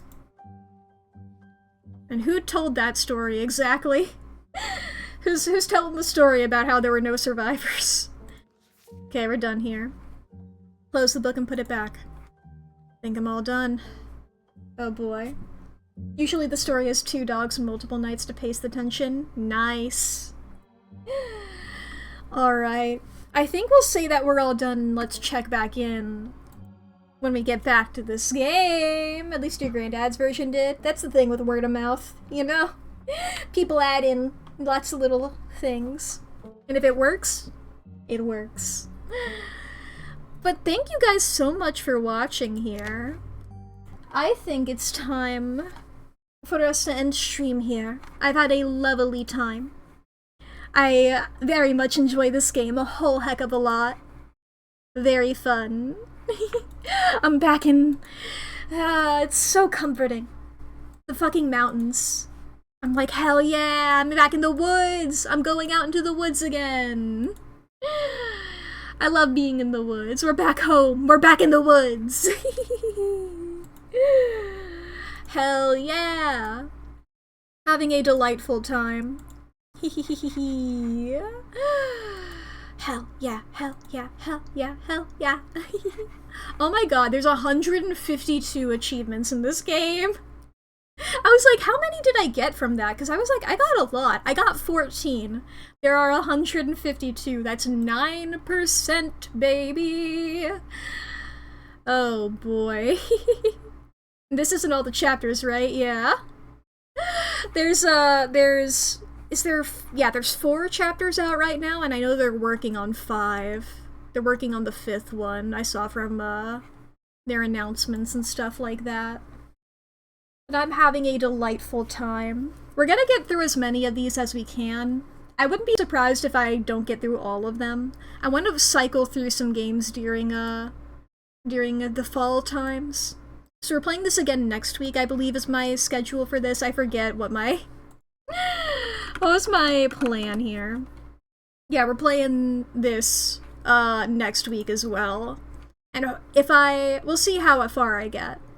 We'll see how far I get. If I don't get through chapter 4, I'll try my best, you know? I'll try my best. But I'm having a delightful time. I'm having a delightful time. It's so good. I love this game. I love this game a whole heck of a lot. And if I don't get through them all now, I will return to this. I would love... I plan to stream all of it. I plan to stream all of it. But boy, oh boy, thank you guys for watching. I have had, once again, a very delightful time. Let's find somebody to raid, shall we? Let's see here. Let's see.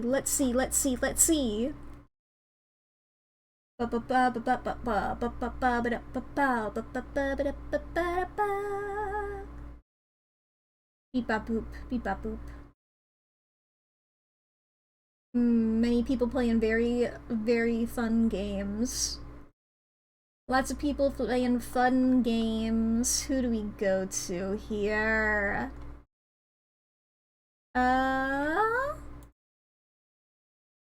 Ooh! I forgot that Hades 2 was happening. I forgot that Hades 2 was happening. I never beat Hades. I never beat Hades 1. I got to, like, the boss fight a couple of times at the end where you're, like, fighting Hades, but I could never beat him. It's so good, yeah. Like, do I have to go back and defeat that first? Do I have to kill my fucking dad? God, I'm gonna have forgotten most of my skills. I'm gonna have to get back into it. I'll get to it eventually. I started playing Hades, like, way after it came out, you know? I got to Hades late. Me and my fucking dialogue skipping cowardice. I might have done that on stream. I don't think I did that, I don't think I did that when I was actually playing it. Boy, oh boy. But the fucking, it was like, I could get past the first person. I forget their names. The girl. I could get by her fairly easily. And it was like, one of them, easy. One of them was like a little difficult, but I could do it. The other one was really hard, but I could do it fairly consistently. Bone Hydra, I fucking got that shit on lock. Fuck that Minotaur and fuck that little twink, alright? Okay, fine, he's a twunk. I hate that guy so fucking much. I hate them. I hate them. They were too hard. I cannot consistently get by them. And it's like, if I get by them, then it's like I have to fucking fight my dad after this, and I suck at it. Boy, oh boy. But anyway, let's look at Hades 2, yeah? Hades 2? With cherry juice? I love this, like, alien model that they've got going on right now. It's very cute. Absolutely delightful.